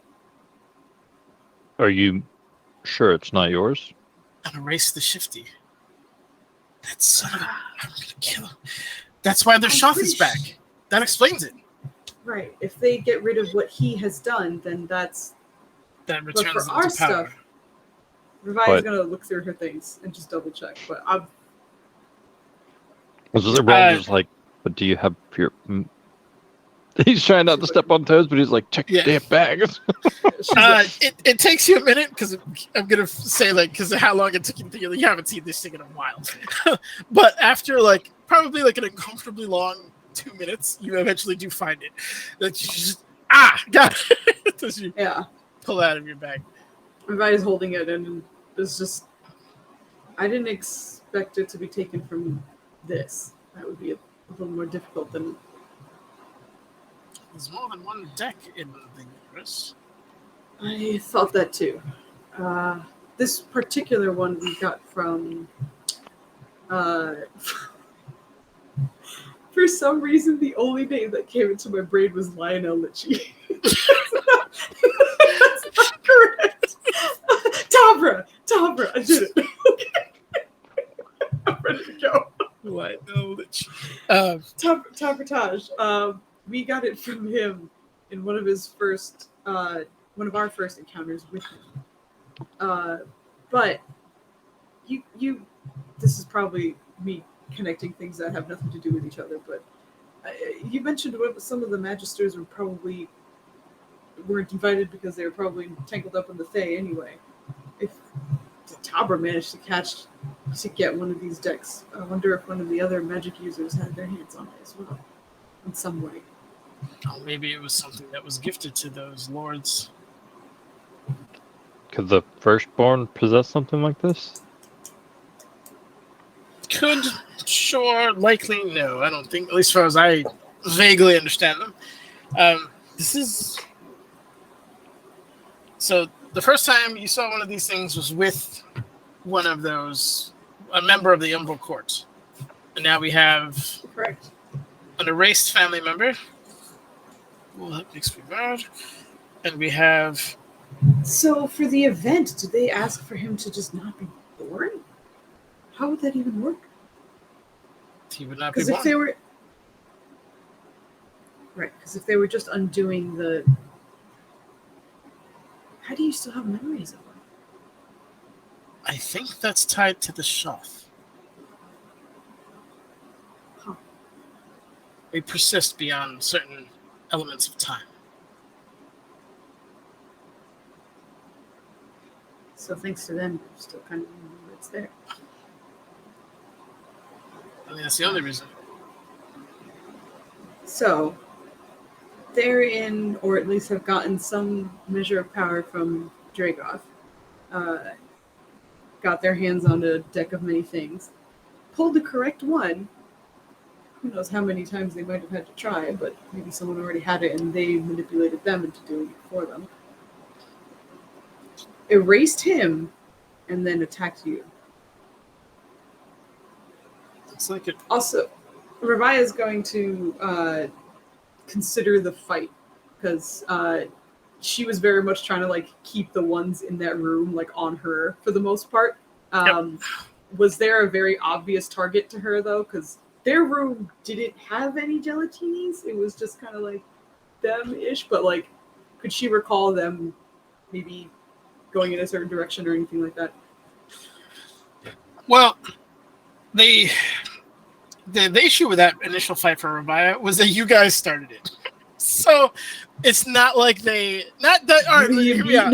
Yeah, but from like it's not like they ambushed you and focused down Euphemi and then like went everywhere else. You guys had like a draw situation. You got it off first, and there was kind of a mutual in combat. There's only so much you can do really, and as you said, you did a great job of pinning some people down. So there wasn't like an overt targeting. The only thing that you really noticed was that obviously the Avatar was beating the holy hell out of Euphemi. So she caught a whooping. But trying to think if there's anything. She caught one. Yes. When they were going after the gelatinis, which you didn't see, but Roland could kick in if you wanted to, they were definitely focus firing them to the point where Roland was able to get a few free shots off because that's what they were concentrated on. I feel like he'll provide that, but he's also kind of like, now he's distracted again. Not like cavalier about it or casual about it, but he's just like, now he's trying to piece together and search for the animation, not animation, but like the death, I guess, scene, where he saw it in here, because I believe he said he saw it in here before. Was it, or was that like in the dungeon proper? The death scene. Help me out. Yeah. You said that when the Dopplegangers died, it reminded him of something in the Gelatini dungeon. Okay, so looking here in the Shoth area with all the ooze, it looks, when they died, it looks very similar to the ooze that you see all over here. There's a color, just like the viscosity, the general kind of flow of the liquid is very similar to what you see in these jars. It's just darker and has like a weird gradient to it as opposed to the more kind of neon green that you're seeing here. When y'all become this, is there a ritual behind it, or is it automatic? You pledge your soul to the Shoth, and you walk into the pools, and you become one of them. Although with us, we do retain a level of our autonomy, which is why you can still talk to Deep and things like that. So the guys we just took care of, they're no worry of them becoming this? I don't know. Do you usually willingly turn yourself into goo? But that one was inert. You can tell, and you can see, like, even in these things, there's movement going on, stuff like that. Like some of it's like jumpy, some of it's just kind of ambient. Others look like it's almost like rhythmic, like just kind of almost breathing level of just ambient undulation. But there is elements of like movement that you can see, and you didn't get that with when these guys died. It just was a puddle that was bubbling, likely due to some element of magic and chemistry, but not willful movement. Roland's just gonna kind of like let out a deep sigh of mild frustration, and he's gonna kind of turn to Ravaya and I don't know what to do with this information, or if there's even anything we can do now, or at the moment. Is there anything else you want to discuss or determine before we? He's just kind of looking over everybody. Rest. Maybe tackle it in the morning. Room. I have Finish questions those about books. the workers that were here. I didn't We have to. see anyone else on my way down. I believe my sister-in-law was seeing to the investigation of where they are. As soon as I'm convinced that we're more or less safe, I will spend some of my own magical power trying to find them. That's the question, I suppose, is what happened to the originals? Or were some of them that the whole time? I doubt I don't- the latter is the case. I rolled. I feel like they're both saying it at the same time. I believe your friend over here has the ability to see them, as do we. So they would, as impressive as their forms were, it would not pass our muster. You passed your wards. The other things that they were up to. That is why I haven't cast anything. Do you know Elaborate. if you can come up with something that will actually work against that?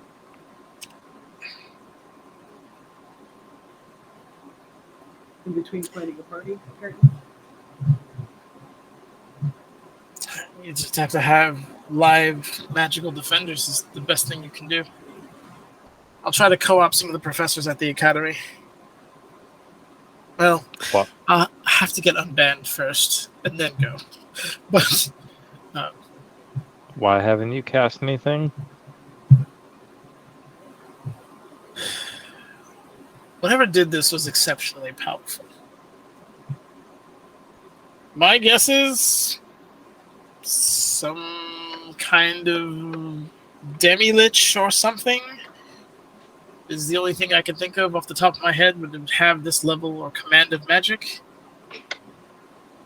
Possibly one that's on a court, maybe? I don't know. I'm just going off of what I know in the last 10 minutes.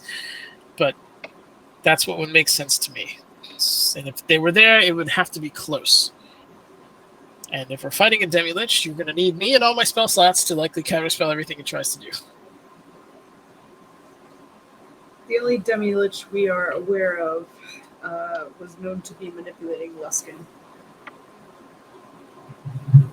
And part of the court.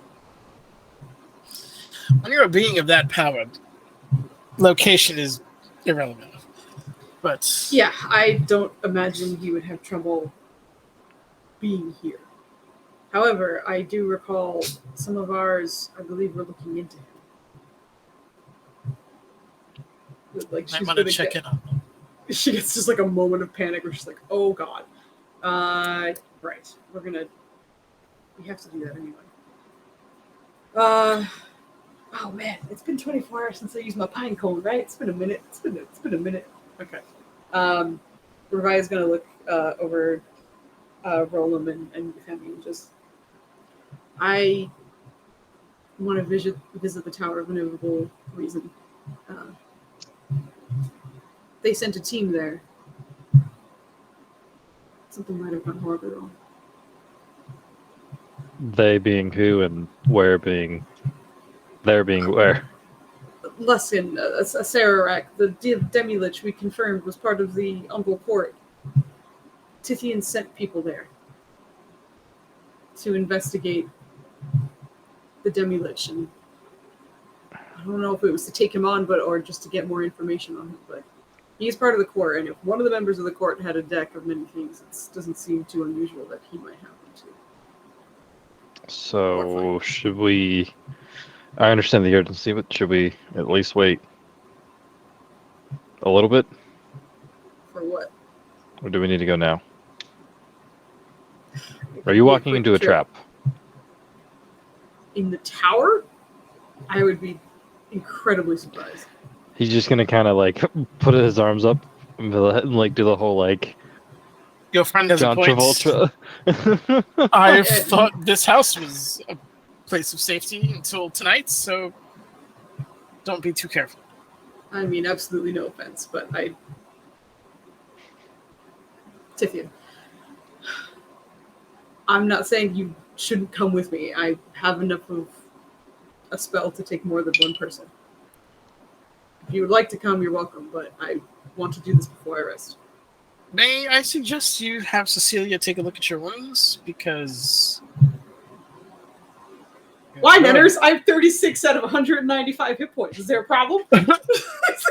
This is a wizard fresh out of like a super baller party, looking at like clearly a like 1/4 dead. More than that, actually. You are. More. Yeah. You are barely above 15% of your health, and he's just, maybe you should get those taken, Loki. You got acid burns all over you, like just. I'm fine. Rome's I got it. Very I'm down to help. But You can do that. I don't have much steam left in the tank right now. I would offer to come with, but I have to defend here. Right. I don't think everybody should go. I think we should at least take a look. Go talk. But she falls asleep. Oh. What happened to her? Is she okay? Jury's out. She should be fine. She did. Okay. Sure. We'll get her a pillow or something. Let go talk to Cecilia. Actually, there's a room full of paladins. Go get healed before you do anything. Please, all of you, just go. You're making me nervous. Hey paladins, can you heal this thing that you know is a demon? Can you just put that aside for a second and just heal us? Pretty pleased. Do it now. I will agree to that, but I want to leave. So your will is your let's go own. and do Just it would. I didn't think you were keeping me from doing it. She's gonna stop babbling and turning and go. She's just like, nobody understands what I'm saying. I'm just gonna leave. Goodbye. like not that she's mad at them, but it's just like, I suck at communicating. I'm going to just go. As she go, you hear him go like to roll. Was it something I said? Was I coming off too strong? Roll's just gonna kind of give him a hug and be like, "It's okay, buddy," and put his party hat back on. Thank you. It was quite the party. They had pools, but they were just floating orbs of water. It was quite fun. One of the gnomes almost drowned though, so they had to stop that. But it's good times. Who goes to a party and doesn't have water breathing? Anyway, come on. We need to go figure out what's going on. Probably the same people who don't have featherfall. Low shot at Valen. Get out of here. He has never once taken significant See falling this shit damage. right here? You see this? I don't. Are you kidding me? No. Yep. No. That's What? up. Let's go, What Maya. are you knowing right now? No. That's- I don't see see an issue here. I do not. Neither do I don't see an issue at all. Actually, I'm a little jelly. I gotta catch No, up. I'm telling you. This is a hair day. I'm telling you, because my hair burst out of its binds. I had ties on both of these, and they're both gone. So don't want to be a mushroom today. fucking hair day. Let's go. It's hair day. Let's go. This is Now. no. I look like Yes. I Also, did your all shirt is- kind of experiments. Your shirt is adorable. I also agree. It's a That's genuinely the first thing I looked at. Yep. the dress thing. Oh, it's even cuter. No. No, don't stop it. Stop it. Stop knowing. There is no dwarfs. There is Yes. sleepy face. Mad scientist. Orbs and chats for Maya's hair, please. Adorbs. All caps is preferred. I just knocked over my water bottle. Before you go, I'm sorry. No, go ahead, please. D'Artagnan is gonna, Roland's here. So I heard you're going to Athos, right? Is that correct? How did you? How? This is my home. I know things. Anyway. Okay, you didn't hear it at the party? No. Okay. He's gonna kind of be relieved a little bit. I'm like, You're fine. I need you, however, to consider a few things, slightly environmental, perhaps. Maybe not wear tons of clothing. That sounds like I'm coming on to you, but I'm not. Yay! Second, just a refresher, metal is rare.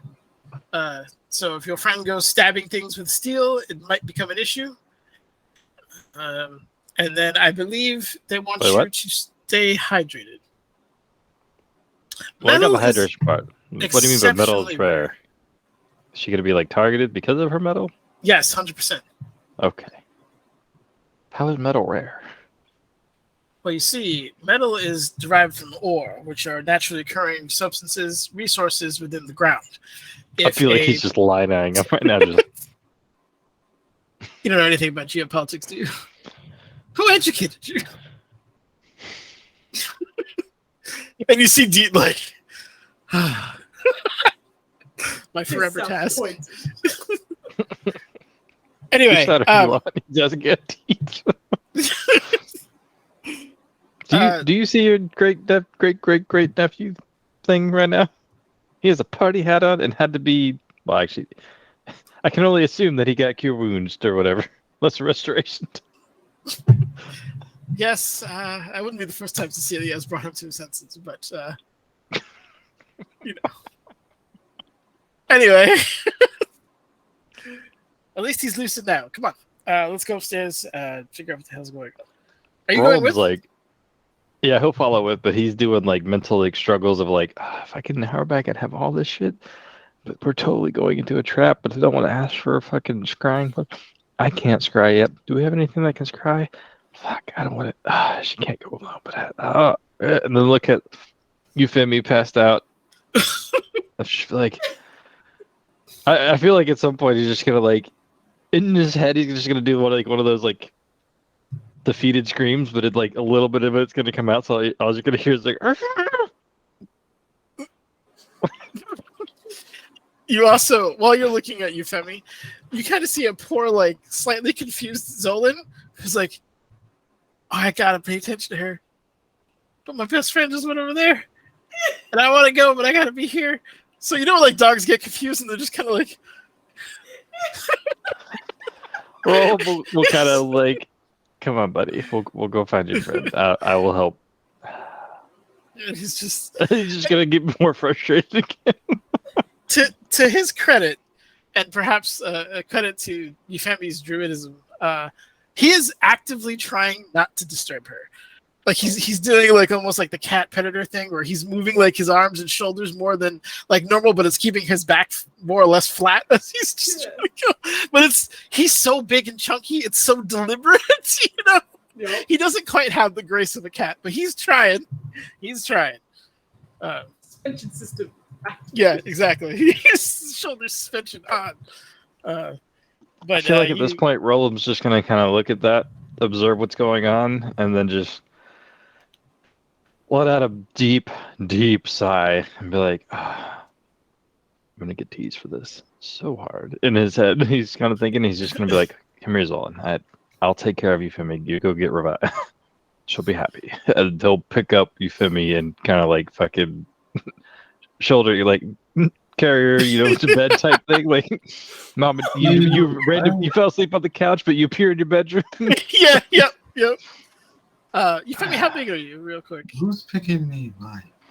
You don't know you're asleep. Get out of here, girl. Yeah, you're just like Movement would wake her up.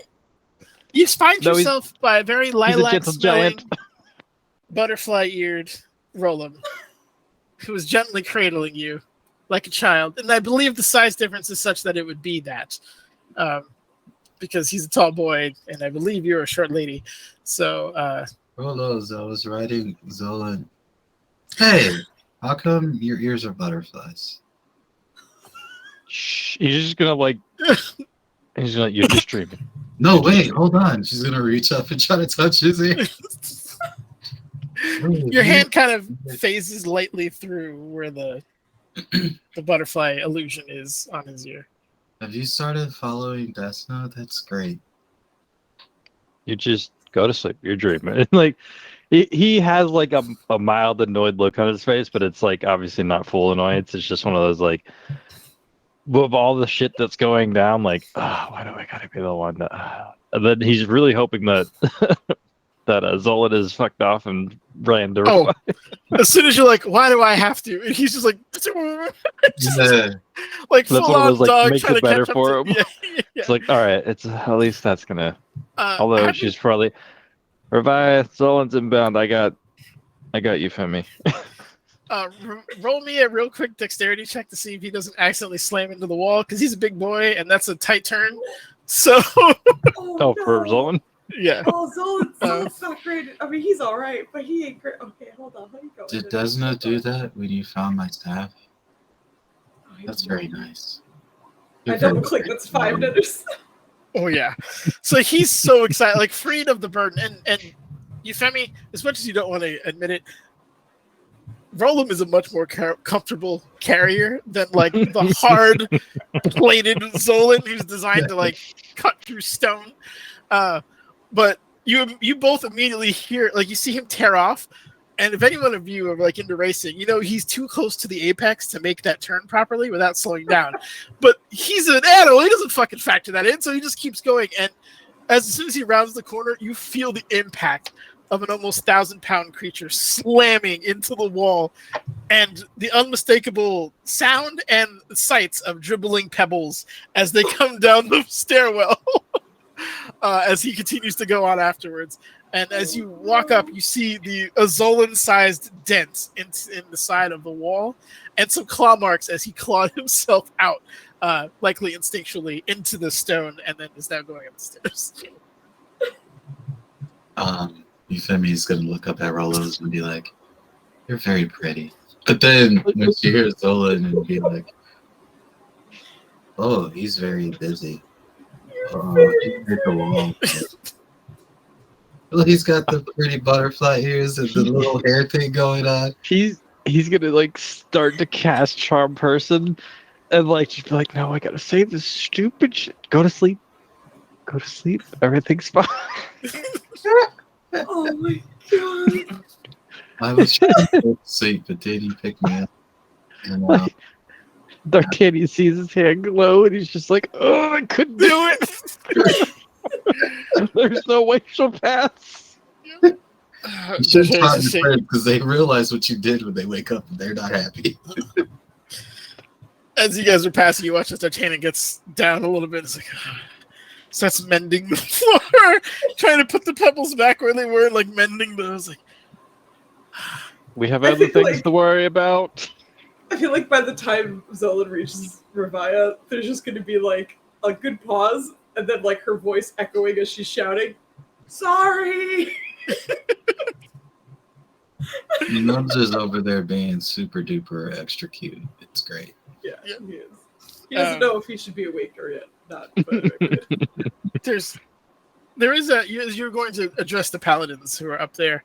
There is a slight bit of alarm as a Boulay, who's not going full tilt, but fast enough to draw your attention, comes like barreling up the stairs and like it's funny because one of them like immediately like tries to do the I'm gonna put my shield down and realizes the futility, like the physics is like, yeah, it doesn't matter, he's just gonna run you over. So he starts getting like trying to get out of the way, but Zolan obviously isn't trying to be hostile, so he's running around them to you and just kind of joyfully greets you with like a knee, head to your knee or hip, really, because he's so big at this point. Yeah, just gonna rub him and be happy, and actually receiving the message and be like, "Oh, all right, well, yeah, that's probably for the best." She kind of like not getting him hyped, but is just like, "I might have to go to the Tower of Inevitable Reason again. Hopefully, our friends are okay." And she's kind of like talking to him and making sure that he's all right, while also just staring at these paladins and being like, "I was told to come to you to get healed before I do something. It's not mandatory, but like I said, I was told. So if you don't mind, if you want, no pressure." Roll me a persuasion check. Oh man, I feel like that should be a disadvantage. The only reason why you don't is because Cecilia said you're one of them, and that you can tell it's the DC is high, but you're not at disadvantage. Good, good. Don't worry. Hey, you don't have to, but will you bitch ass heal me? I don't want it. Do you mind? Do you mind? Can you? Don't worry, Murray, I'm coming. The paladins are kind of look at you and your wounds. I'm sure this is you're like in the helmet. I'm sure this is breaking a nose or something. Listen, I'm on your side. Surely one of them's an Oathbreaker paladin. Come on. And as like they're kind of mulling over it, D'Artagnan shows up with Roldum and baby Femi in tow. And D'Artagnan, please, Sir Knight, if you don't mind just healing it. She just defended my family. And at this point, she pretty much is one, even though she doesn't look like us. That's really just a matter of time if you wanted. Anyway, if you could just please heal them, it'd be much appreciated. They're going on another mission of great import.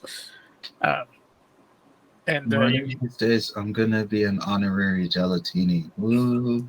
you I might feel be like, actually, hold on. Of the group, which one looks the strongest? To roll in terms of the group of paladins. Mm-hmm. Are you talking about? Oh, okay. That's easy. The tier, the paladin of tier is certainly With the they lift. 100%. with D'Artagnan's speech, he's gonna go to the one that looks the most capable and be like, "Here you go." He's just like, like quickly sheathes his sword, and it's just like, it doesn't get to put the shield away. He just has like this. Why are you handing me off again? Now, there's a little bit of hilarity here because they're like humans, half elves, like normal size humanoids. So he is stronger than you, but he's smaller than you. So it's like it's taking up like he's like, 100%.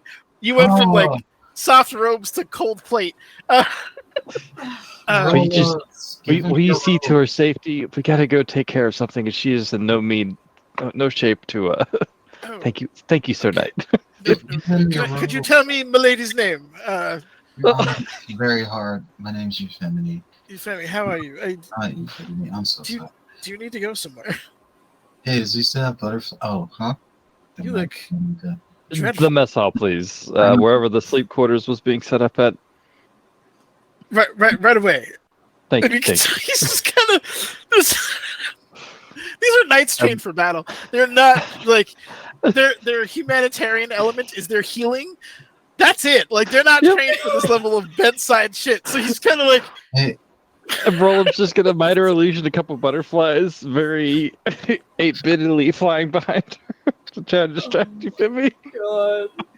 Hey, where are we going? Are you rescuing me? Am I a princess now? I'm so tired. Ravai's gonna walk next to her for a little bit and just kind of talk to her like quietly. Just be like, okay, we're going to the Tower of Inevitable Reason. We'll be back in a little bit. Just You're going where? Tithian's Tower. Oh, what's happening there? We're worried something bad happened. So Oh no! Do you need me to? I can go to sleep. Yes. I'm hoping it is a quick trip. Wait. Shit. You know that thing when people are like so sleepy that they need to like load whatever they're about to do for like 10 seconds. Yep. She's just like, wait.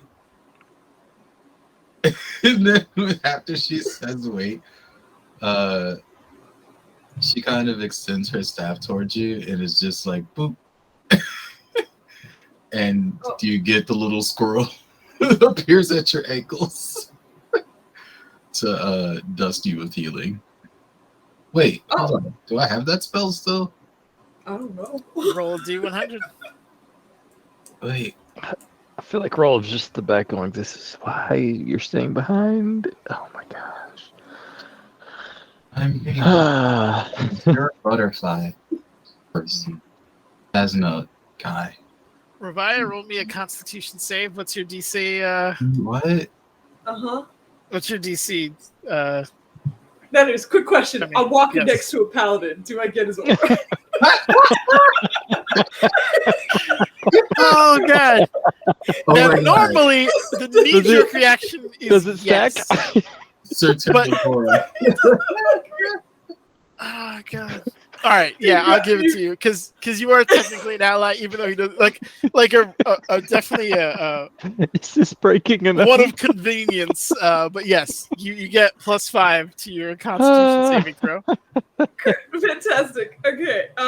Also, am I still within 30 feet of Zolan?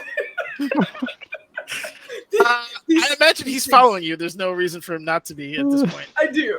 I'm sorry. It's a wisdom save. I apologize. Wisdom save. I don't know if that spell actually went through, but she was trying. Your DC is 18, so you got to beat an 18.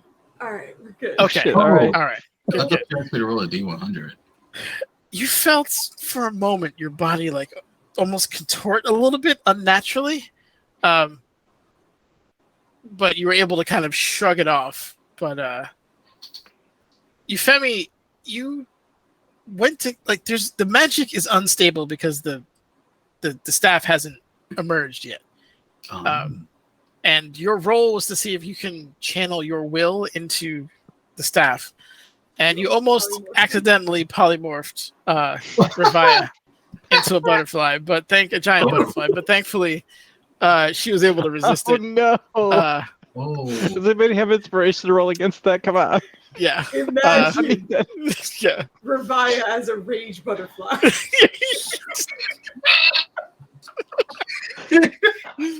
Just Mothra. Oh no! That's amazing. Sorry. Just so mad. But anyway, yeah, you end up shrugging it off, and I imagine you'd kind of recoil once you realized that the staff wasn't exactly doing what you willed it. But you know what you have to do to hatch that staff, essentially. So. oh, that's new. Sorry about that. I almost did it bad. It wouldn't have been the worst. It's fine. This is why we just need you to rest. All right. So just take it Right, easy and whatever. We're pretty much here, my lady. He's like, there's a little confusion because like it's like, Ravaya's gonna.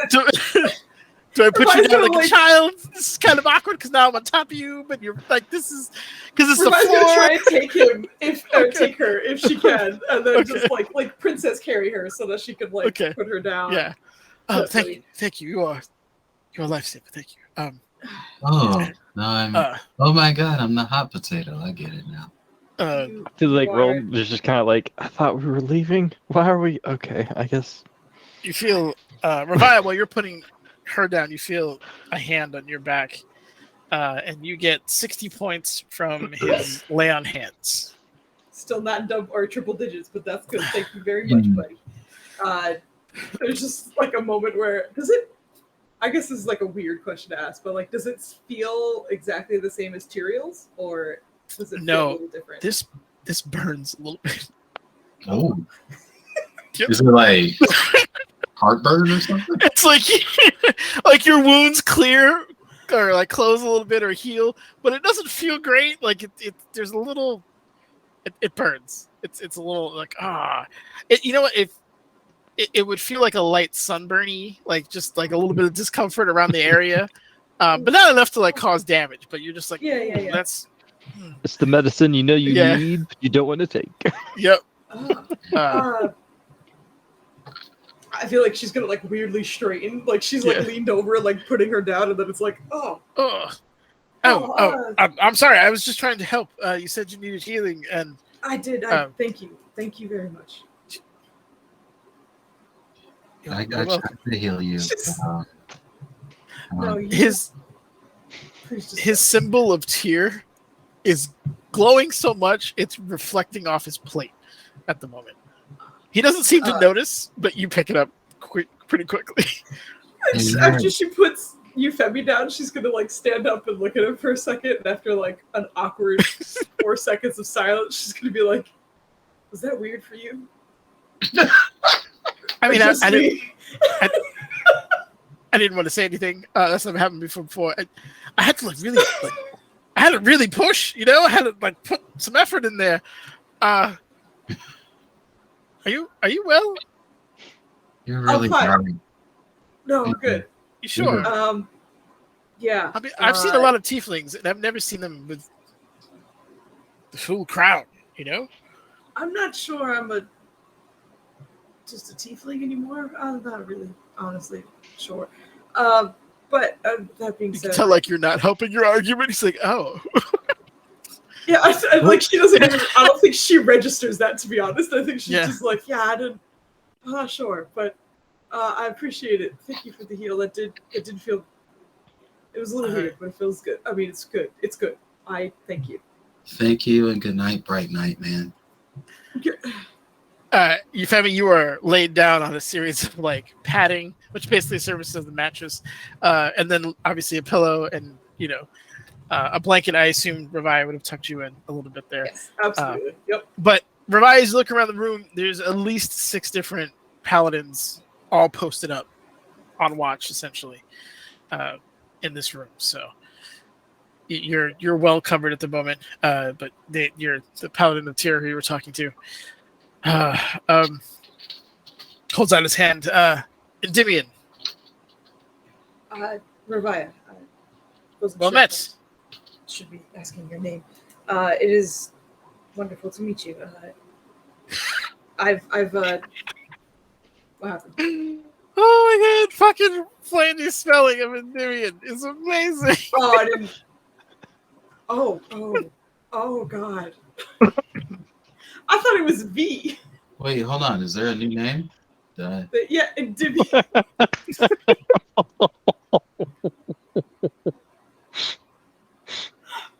Maya, my girl, I don't think you're role playing anymore. I think you just are. Wait, I'm not just gonna. She's method acting. She hasn't slept in 4 days for this level of exhaustion. Right. This is the kind of dedication you need at your table, people.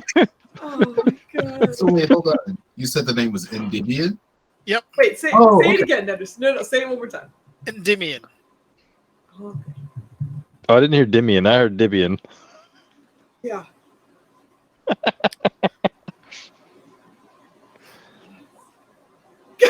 God damn it. That's NVIDIA. Oh boy. I love you guys. And She didn't even type NVIDIA. She just typed generic name here. Yo. The best part about our group is with Foos, I expect you guys not to get the stuff because it's a culture you're not really explored to, right? And like the spelling and all that stuff, like it's not something like Western people would have access to. Notice I never met nobody named Dibian. Get out. But like Vespasian was a Roman emperor, a pretty important one too. And Endymion is like in Greek fucking mythology. You guys are like, I don't fucking know. That's old ass shit. Get out of here. I've never heard that one. I love you guys. That's ancient history. Oh. You guys are the Just worst. please give us the. Oh no. No. Anyway, no. That's a Digimon. that's a God, seriously. Sorry. Okay. Loud ass cough. Oh my god. I want you to know right after that my stupid ass spelled night as in N-A-N-I-G-H-T. N-A-N-A-G-H-T. It's that. Oh god. Okay. I think after that Revi's gonna just well met in I helped some of your fellow tier followers in the past. Seemed like a able, I don't know, capable bunch, I guess. We serve in his name, and if we are capable, then I'm glad to hear it, but always striving to do better. Likewise, just with less rules, I think. Thank you. I've heard of you as well, and you're not doing so bad yourself. Oh, that's good. I'm sure you've heard of Tyrael. Oh, of course, yes. Yeah. The hero of the Winter's Ball? Who hasn't heard of him? Held against 1,000, what was it? What do they call them? Dre? Undead? Held the wall for the whole night, I think they said? Pretty much. He's busy, but I consider him a friend. Any friend of Tyrael's is a friend of mine. Yeah. Is there anything else? Oh, well, he looks at you and I he's just- like, oh, you really took a... don't take this the wrong way, but you're tougher than you look. Hold up. You ever walk into a group and everybody just turns to you like, damn, you got fucked up. Yeah. If he looks like he's about to heal her again, she's gonna try and That roll tracks actually for what this is.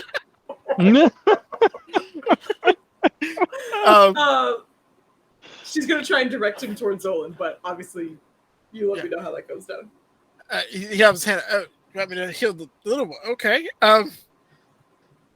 That's a boulet, right? It is, yeah. He's a little different like me. I see this. There's a little bit of hesitation when you look at a creature that could effortlessly bite your arm off at the shoulder without really any kind of, significant effort. But he hesitates, looks at you, and then just kind of there's that element of faith that is part of his character. And then he just continues on, regardless of whatever danger there may be. You see, Zolan is kind of like, it does kind of the cat thing where his head kind of recedes a little bit, like as the thing is coming in, because he doesn't know him. But the hand lands, and then you watch as like he gets his wounds closed up a little bit. Hopefully that helps. That helps a lot. Like you see that like that gesture meant more to her than like any part of this conversation. But like there's just like a kind of a rare like soft smile on her face, but she's gonna look like she's getting ready to like kind of turn and leave, but before she does, and if you don't mind just watching after her carefully, if you don't mind, motioning towards Euphemie, who I imagine is still talking about butterflies. Yes, Lady Gelatini has instructed us to do exactly that. And if you want me to specifically watch her, I will. If you don't mind. Can do. I guess we await your return. Be safe. You as well. Being played by Nubs right now. Everything he's doing on camera, she's doing. So she's a weird like U shape right now. Yes. But he'll nod and let you go and just kind of see to the defenses here and see where he can kind of slot himself in. But that's what's happening there. Roland, what are you up to? He's just kind of like, well, I gave in to him so we could go. All right, well, I guess we're walking here. And he's a mental mess right now because he's trying to figure shit out, but getting stumped and frustrated, and then like wanting the rest, but knowing how stubborn Revia is, and not wanting to go alone, even though she's probably going to be mad at him for saying no, I want to come with. Like he's just juggling a lot of shit right now. This is a no-win situation. Pretty much. Status quo. So wait, did you follow them there though? Yeah, that's Okay. Yeah, he followed y'all because he was just kind of like, I thought we were doing it. Okay, I guess we're doing the pine cone over here. The other paladins are following behind you, being ordered to heal the two of you. So I'm going to say, for the sake of brevity and like an aura of vitality from 5 different paladins would clearly like top you all off. So if you want to say, you guys spend kind of a minute, you can chit chat, whatever you want to do. But over that time period, you will all get kind of topped off here, including Euphemie. It's been an hour of light work since the fight, right? It has been about 20 minutes, give or take. So no. And I wouldn't say light work. You're trying to like unravel a mystery right now. No, definitely light work. Come on. Self-admittedly, like, are racking. Super light. I'm just kind of passively, as the mood suits me. Oh god. Yeah. After that, so you are all full up, and if you want to go to the Tower of Inevitable Reason, you are obviously free to do so. Gato. Sorry, he's doing something real weird with his face. This is a total war song. I'm ready to fight. Yeah, I know. He said he's asleep, but he's twitching, and his eyes aren't fully closed, so I'm watching his eyes do some weird shit. No. But now it just looks like he's possessed. Dreaming of chasing mice. Because Shredded chicken. Supposed to be a nerd right now. The nictitating membrane is like fully in place, so he just looks like a possessed cat. but it's moving. It's twitching. Anyway, once everybody is ready, which is just like Kamasu, Rolub, and Revi and Zolan, she's gonna hold her pine cone and just kind of look at everybody. Hopefully this will be a quick trip, and Femi, try and rest.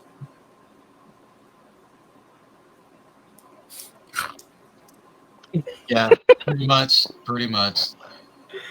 I go change its canon.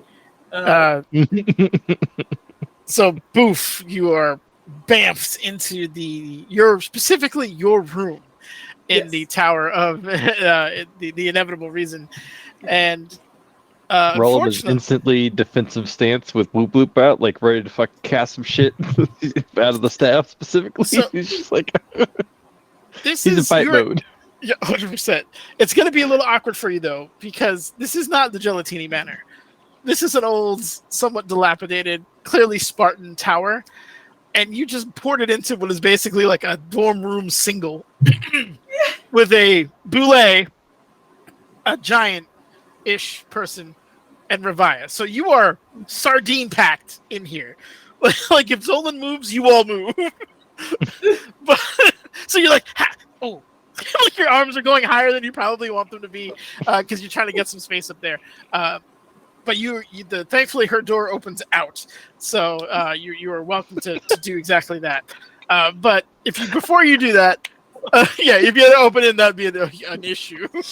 You probably have to get Revi to like scoot around, like hop on her bed and go that way. But we'll. I don't want to force you in the room yet. If you guys want to make perception checks or anything when you get in there, you're free to do so. Otherwise, sorry, just gonna listen. Like once they arrive, just ask for silence, then just listen. Rollup's gonna do he has the staff at the ready, and he's doing the same thing. He's like, yeah, you hear people walking, some elements of talking. You hear groans of pain, but they seem to be from like a certain area. But just general voices, stuff like that. There doesn't seem to be an element of alarm, like the paces of people walking, or like walking. It's not like combat or anything like that. No one's screaming. The voices are uncommon as far as you can tell. It's difficult to make out what they're saying, but you can tell the cadence of the language. But that's essentially what you hear. Okay, sounds good. No familiar voices immediately, right? Like, so I'm not hearing Tithian or Scribbler. Oh, Scribbler doesn't have a voice. But any of the others, that she's aware of. Give me a perception check for that, because you're trying to isolate a voice out of a crowd. Yeah. Any voices that she could? God, yes. Thank goodness we're not fighting today. Whew. Yeah. this was happening in our last fight too. You hear Tithian's voice over a couple, like talking to somebody. With a 14, you don't really. It sounds like an assignment, but that's about as much as you can get. That's fine. All right, with that, Revia's gonna like climb on top of Zolan's head and like reach over to open the door. She'll like slide out first and then have him follow her out. But she's taking a look around and seeing if she can identify exactly where Tithian's coming from, and then also just get like a lay of the land. This place seems almost busier than usual, which is saying a lot because it seems to be ramping up. Every time you come back here, it gets busier and busier. From your estimate and just how body languages are positioned and stuff, you see no less than 4 other teams that are either getting ready or coming back from a recent event. There is kind of like what looks like a makeshift infirmary now. And if you're looking at the tower as is, and you're like in what I picture is kind of the southeast section, it'd be more of like the western section where there's some. You do catch the sight of Pookie trying to heal people on the side over there, but there is a few people who've been wounded. But to the right, you do see, and by his kind of like alcove where he has all his plans and stuff, you do see a Tithian who is talking to a familiar bugbear to you. About a specific mission that he wants them to do. She's going to look a little relieved, but just kind of like try and get a quick body count of those in the infirmary, and then walk her way over to Tithian. There's about, in the infirmary, there's about 6 people in there. Okay. The one that you do recognize is a Marukai, who looks like he's been burned up pretty bad, and that's the one that Pookie is like trying to heal at the moment. Okay, she's gonna stop and kind of like kneel over with him for a second, put a hand on Pookie's shoulder to like not alarm him, but then like lean over. Is he conscious? Amarukai? No, he seems to be like kind of murmuring to himself a little bit. Give me an Arcana check. Oh, yeah, got you. Is Roland able to like assist at all? If you're following her, 100%, yes. I feel like initially seeing that, like not hearing the danger and whatnot, he'll kind of relax a little bit, and he'll have the mind to like, maybe I can reach Titania here, but he'll kind of push that out, and seeing her rush out, and attempt to assist. Okay, give me an Arcana's check.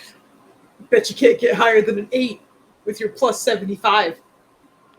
It's 16. Yeah. Yep. I rolled exactly an 8. Ravaya, it sounds like he's just rambling off random things, and you're like, that doesn't make any sense. Like, it almost sounds like ingredients, and then certain elements of like spell components.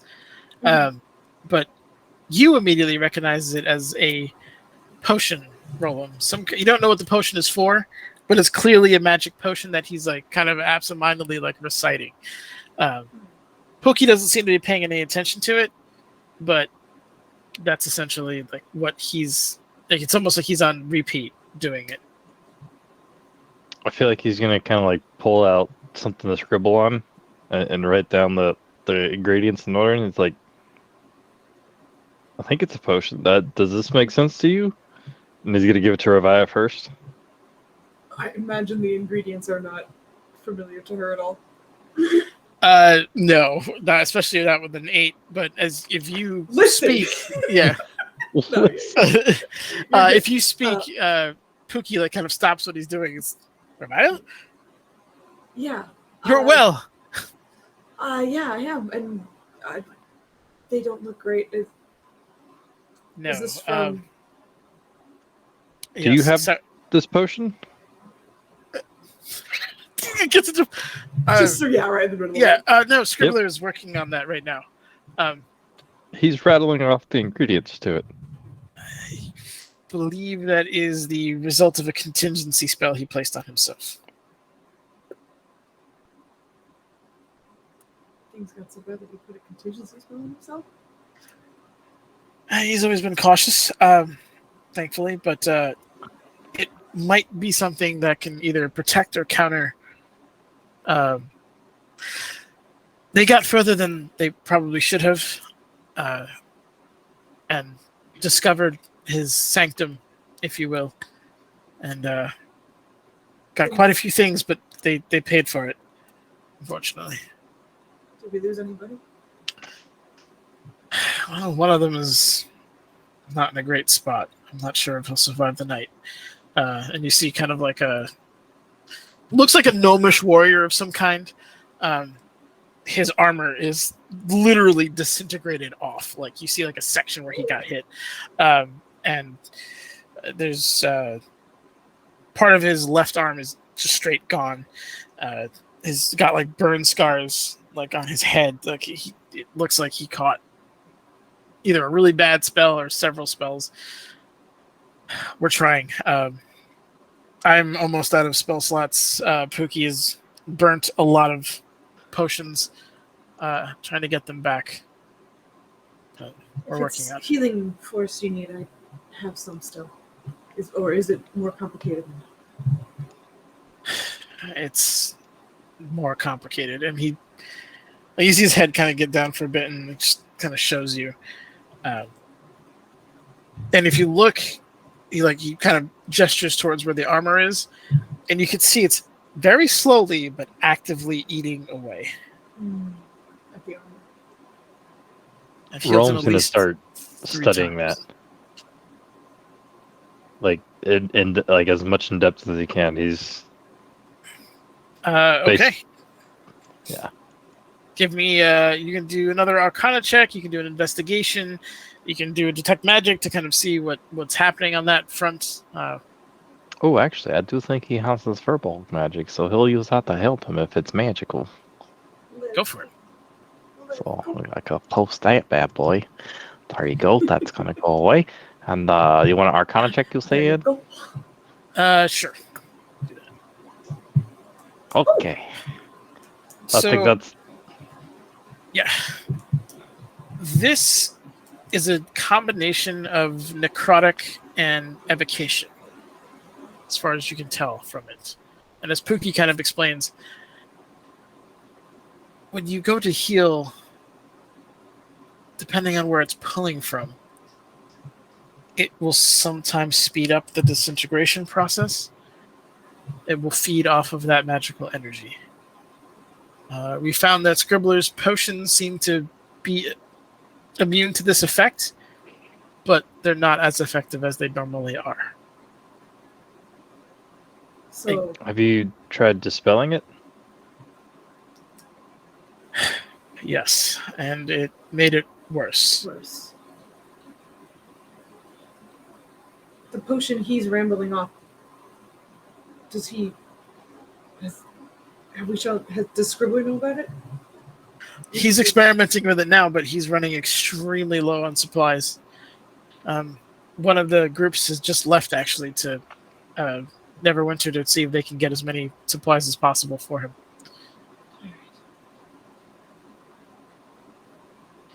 Necrotic and evocation.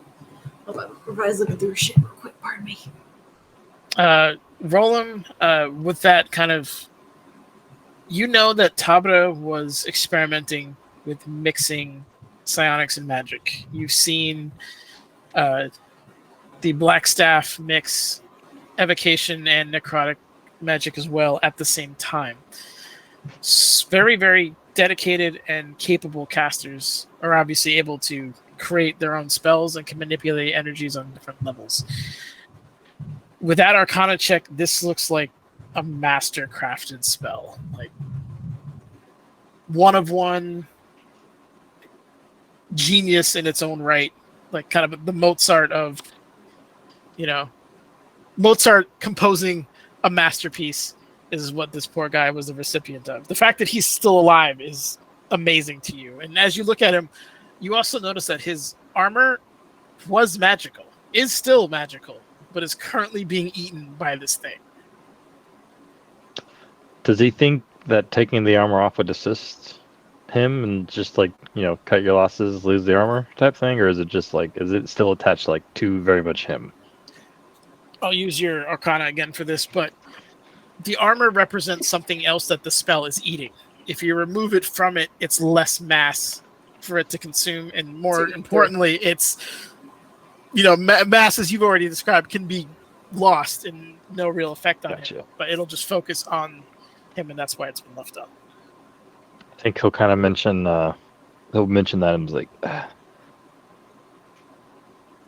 this is definitely a one-of-a-kind magic. Perhaps if you have any items that you're willing to lose, it'll help slow the process. I think leaving this armor on him is what's saving him, actually. I think those items had to be present when the spell is cast. Otherwise, the bed that he's on, the things that we've given him would have been disintegrated as well.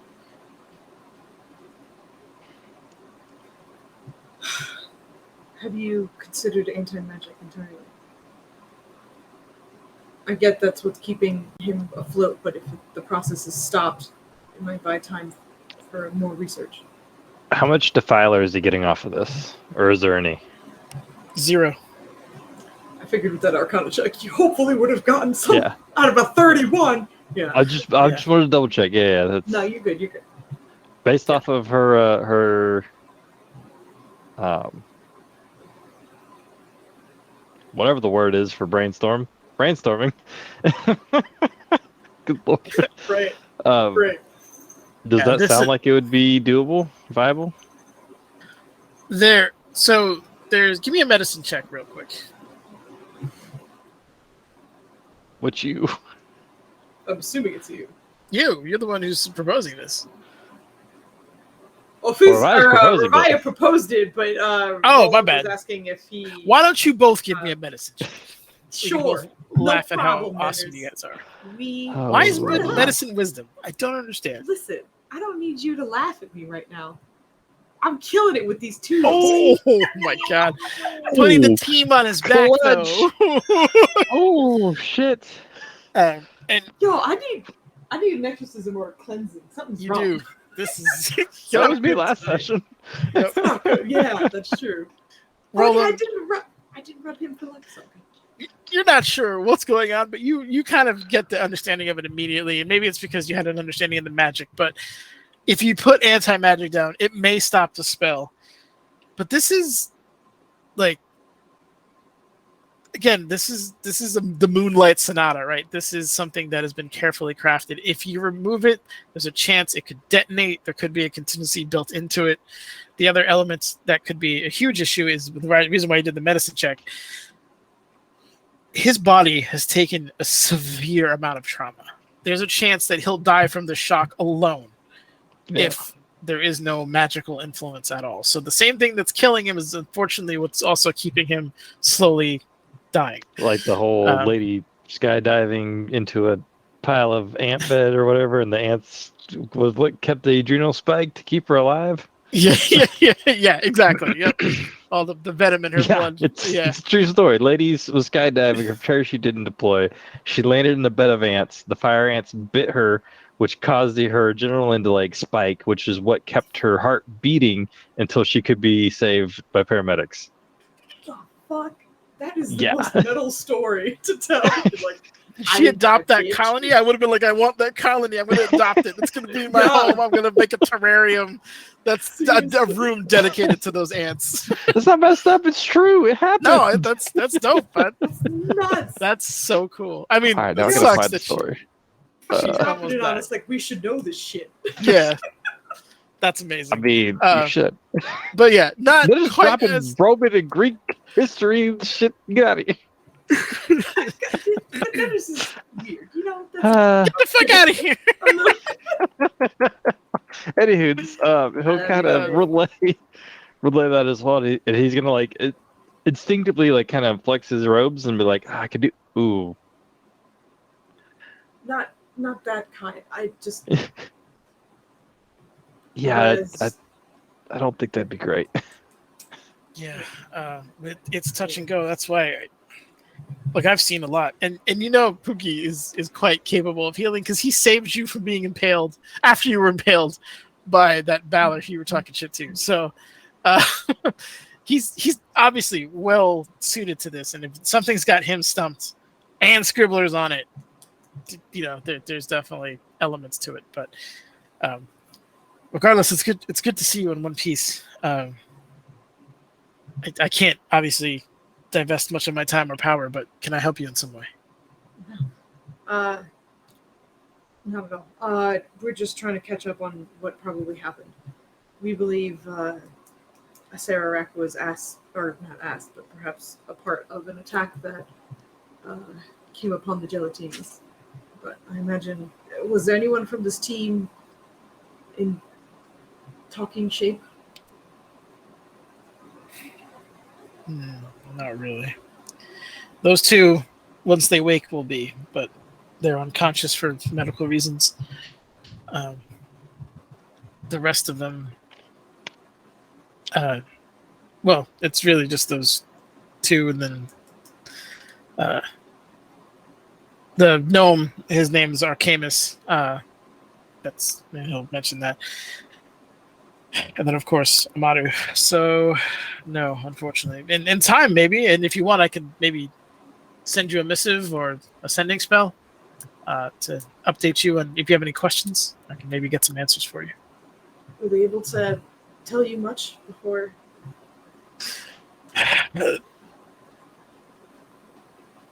Sararak is as dangerous as he sounds. He's operating in multiple cities. they mentioned some kind of network, or he was in communications with another group. But he seems to be actively working with, or not really with, what was the word? With adjacent to Dragoth's plans, but he has his own. So I don't know. It's the potion that Amaru, I believe, was trying to create is something to do with defiling magic, which I'm very hopeful to see what happens with, assuming it works. I believe Arcamus stole a spellbook. Tithian has it. Not the spellbook, but a spellbook. That's But, good to know. yeah. We'll take a look. What ingredients does Scribbler need? Are they rare? Very expensive. But We might have Tithian's a not. link to help with the cost. Oh Is the cost a problem?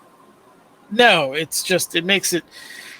It is a wartime issue right now, and healing potions are difficult to come by. Thankfully, we have Scribbler, but he's been. And the poor guy hasn't slept in at least 2 days. But he's just a machine, just making all these things.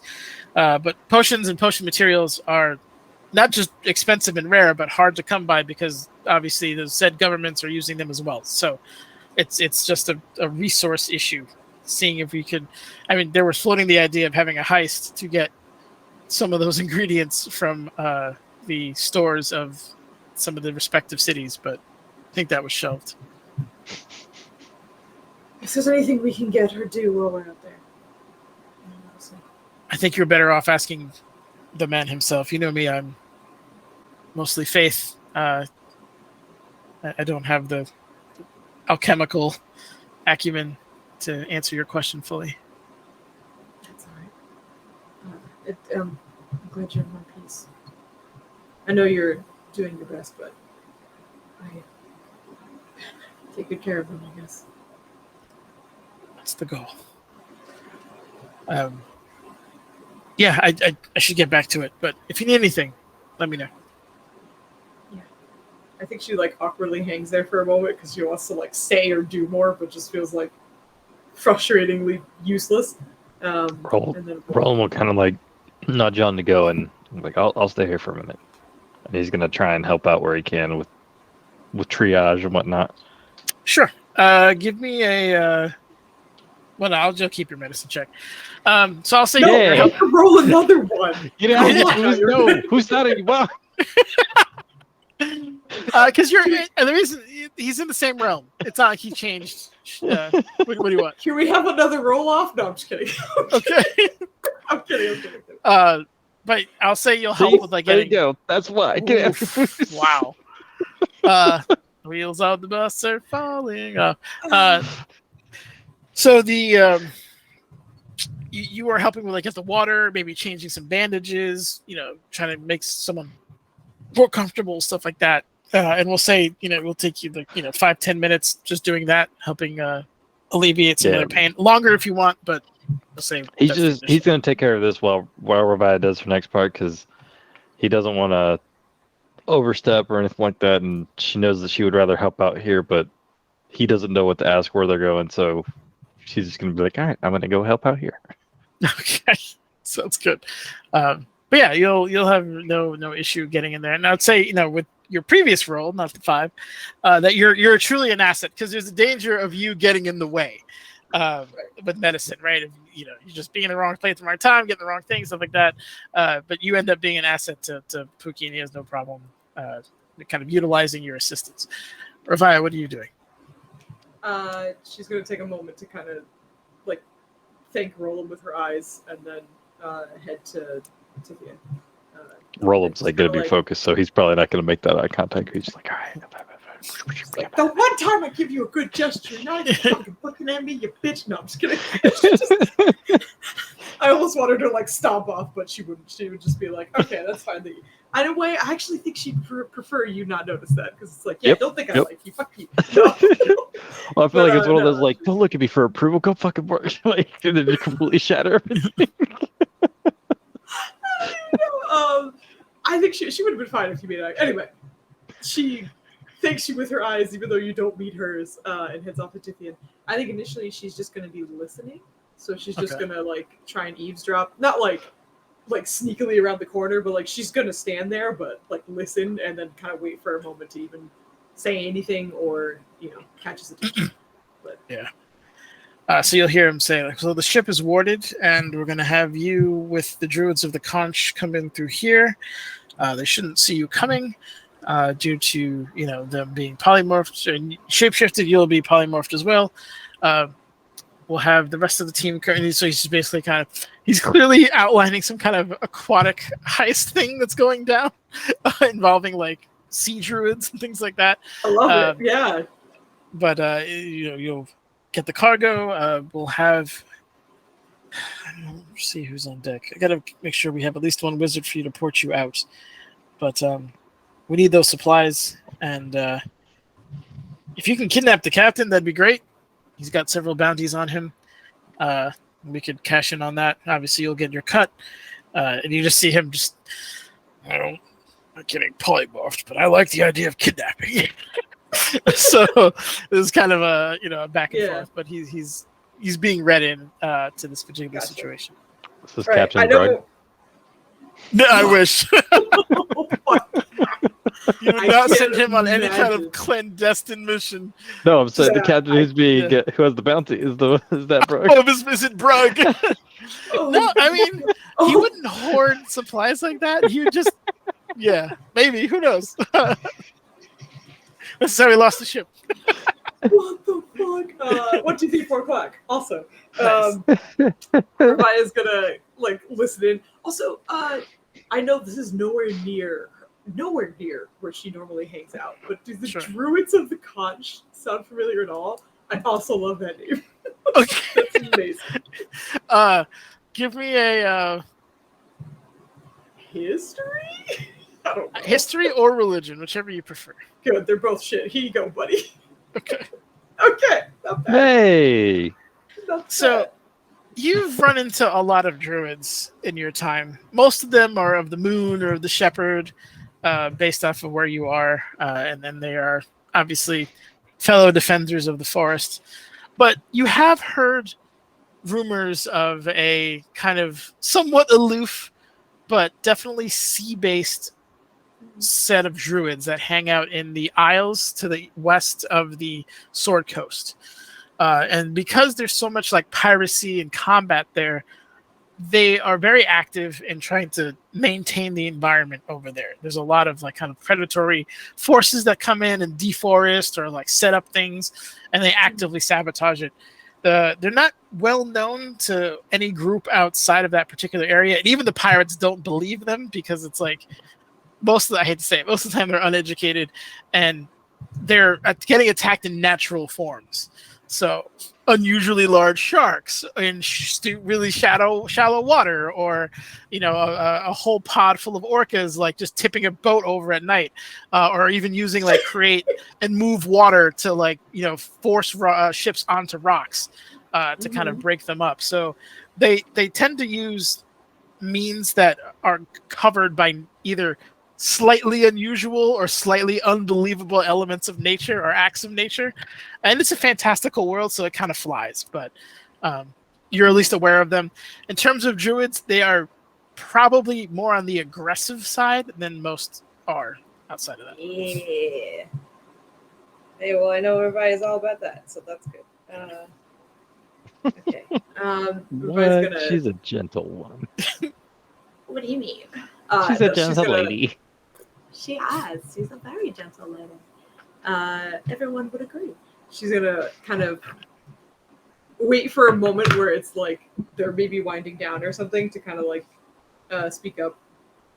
Tithian, we heard bits and pieces about what happened with Sarah. Yeah, he's the dangerous legend we all thought he was, and they're all lucky to be alive. Period. I'm glad to see you, though. That you're well. Likewise. We just recently found out that It was a hunch. However, it feels like all ties lead back to Sararak. A deck of many things, card of fate, was used to remove an important person from the Gelatini history, and because of that, was able. Jesus Christ! Because of that, an attack was sprung on our Gelatini patrons. We thwarted it, but it's not good. And because of what had happened, a demi-lich was considered, and he seems to be the only one I can put a name to. I think you've hit the nail on the head. They found and he kind of points to a table with some items. You see a spell book, a few scrolls, a dagger, another skull, and amongst those, leaning on the spell book, is a deck of cards. Does it look like she's gonna look at it from the distance, I guess, or wherever it is? Does it look like any are missing? Actually, I don't even know. It's a magic item, right? So like every time you pull out a card and use it, is there like a gap in the deck, or is it just like magically shifting? You know, I would imagine that it's a gap in the deck, so that you would consciously know that you're running out. Okay, got you. Also, it's kind of weird to have like like air filling that. Like it'd be weird. So I think I agree. It's magic. It could be it's magic. It could be filled with permacrabs or something. But I don't like sand, of course. So she's just gonna take a look at it and see if there seems to be a gap at all, if that you can tell. Yeah, and Tithian even clocking it. Yes, there are cards missing, if that's what you're looking for. Obviously, none of us have dared to pull a card because a deck of many things from a Lich's lair probably doesn't bode well for the fool who tries to go through it. But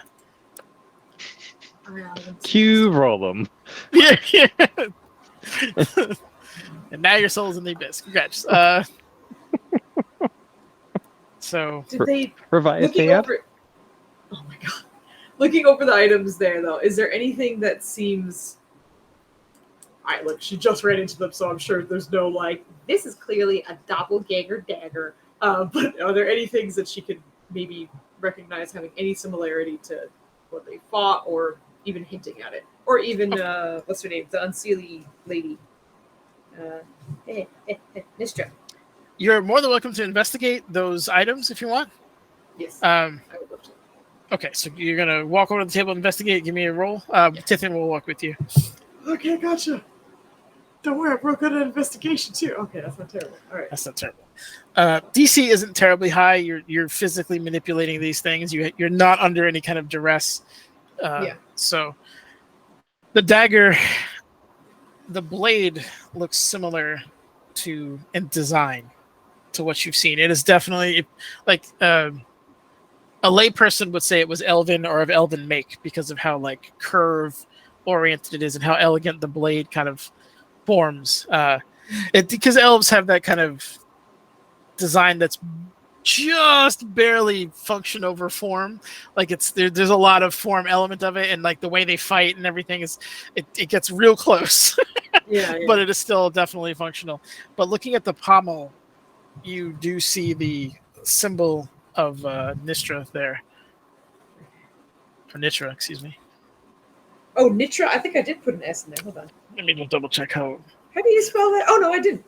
I put the S in there because the last name is Salata. Salata. Salacious? Yeah. I don't know. Salacious. Salacious D. Symbol Salacious D on dagger. Yeah. Nintra, that's her name. But you see the symbol of that there. And there's a little bit of like the shadows around it seem to deepen.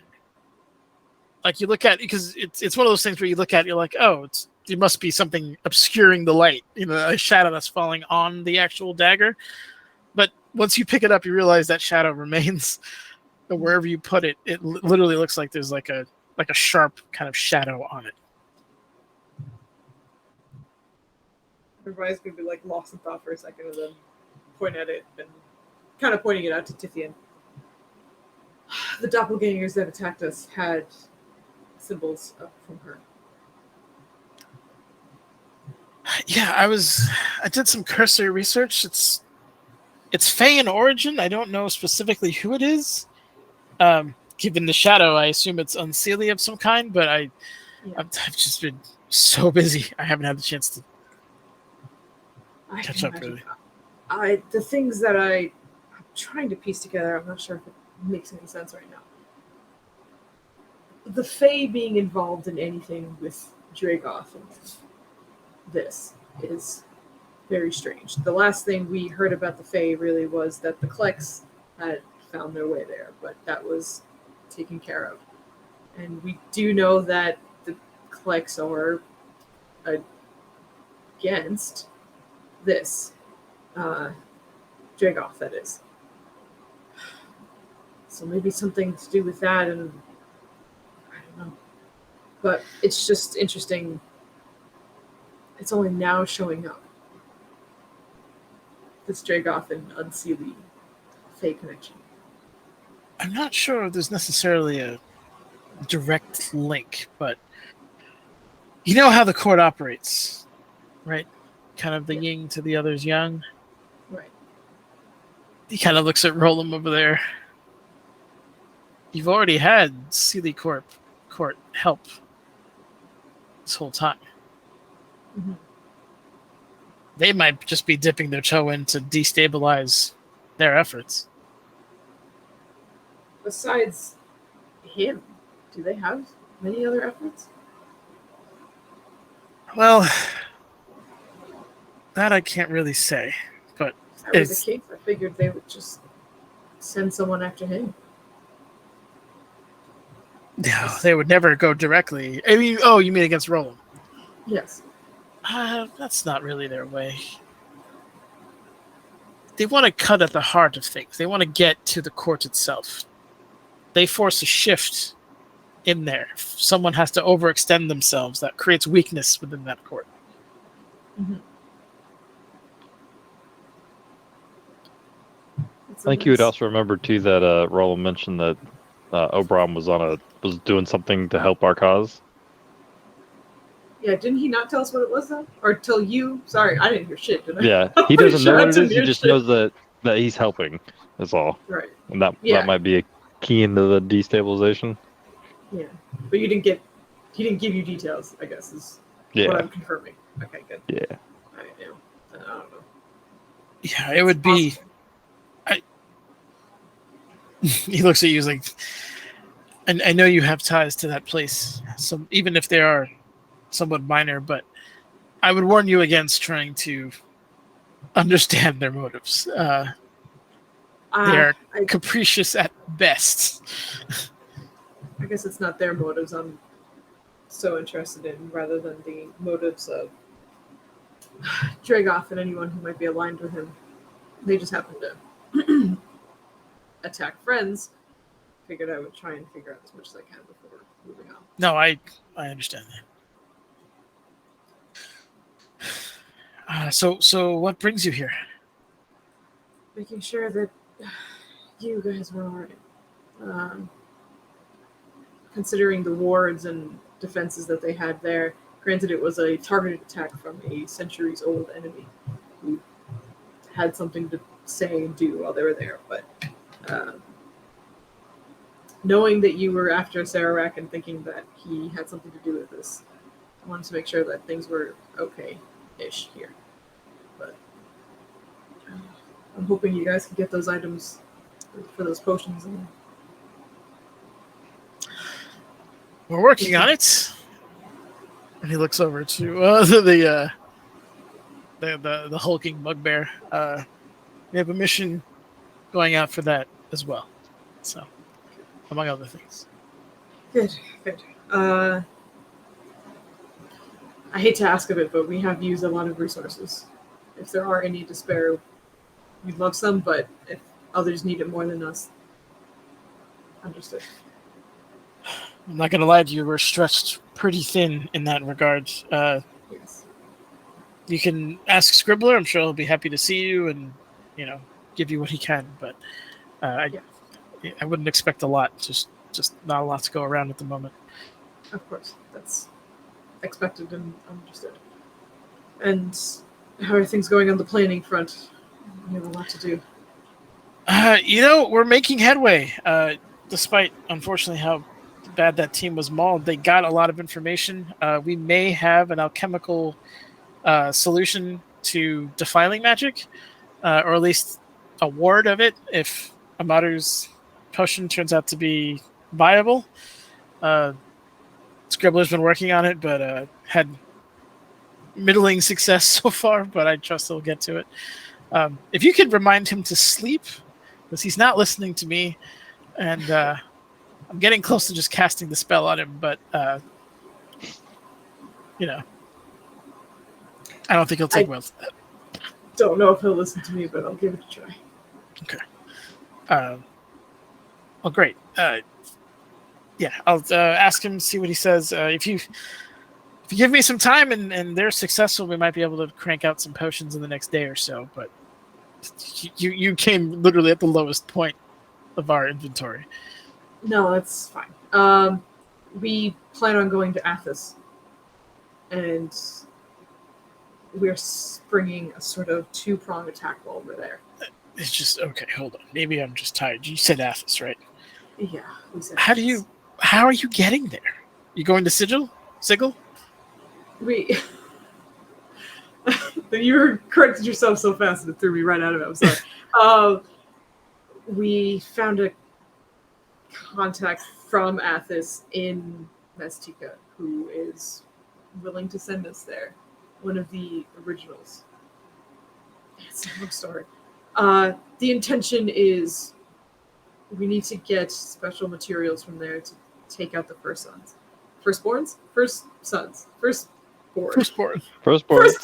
I did it. Firstborn Firstborn sons. Get those motherfuckers. There's a group of people called the First Sons. They're just like, what did we do? You're gonna fucking get it. It's like some random rural area. We just kick down their barn door. We're like, you motherfuckers. Just got pitchforks and overalls. It's just looking to. This is for practicing defiler magic. One of them just has a heart attack right then and there. I guess I didn't need these weapons. Yeah, fine. Oh, god damn it. Okay. Rolling it back. We're in. But we need to take out the firstborn. And unfortunately, it seems the only way to do so is with items from their place. The intention is that when we go, timed attacks on the city of Warlocks will also be taking place, which will not only distract, likely buy us more time, and if we're lucky, burn through some of his resources as well. If you give me some details on those attacks, I might be able to assist.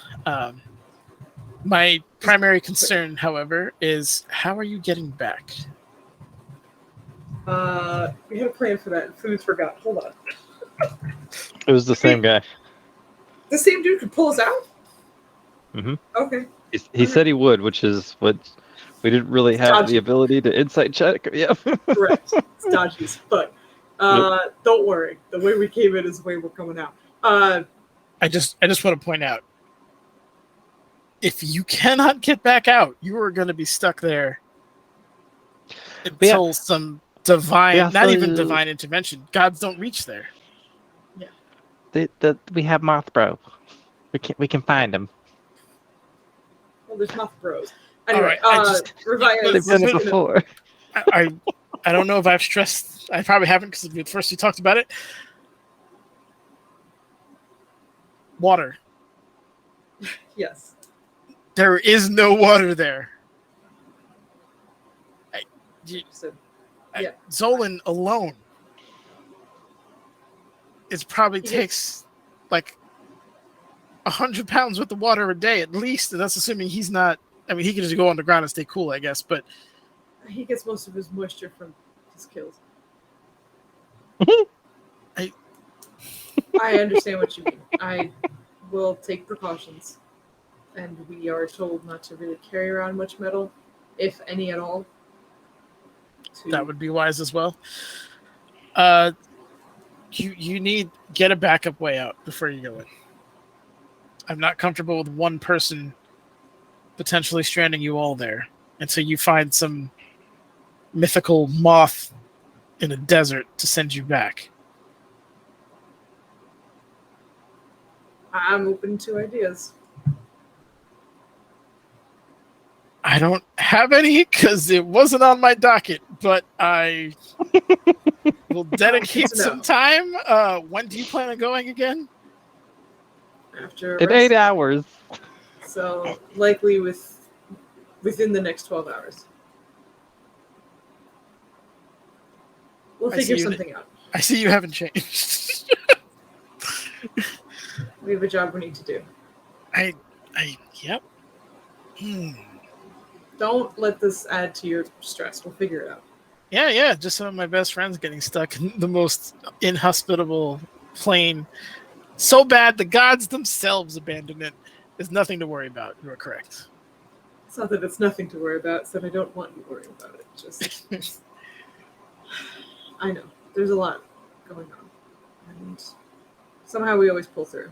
That doesn't necessarily mean we should lean on that, but I genuinely know we'll figure it out.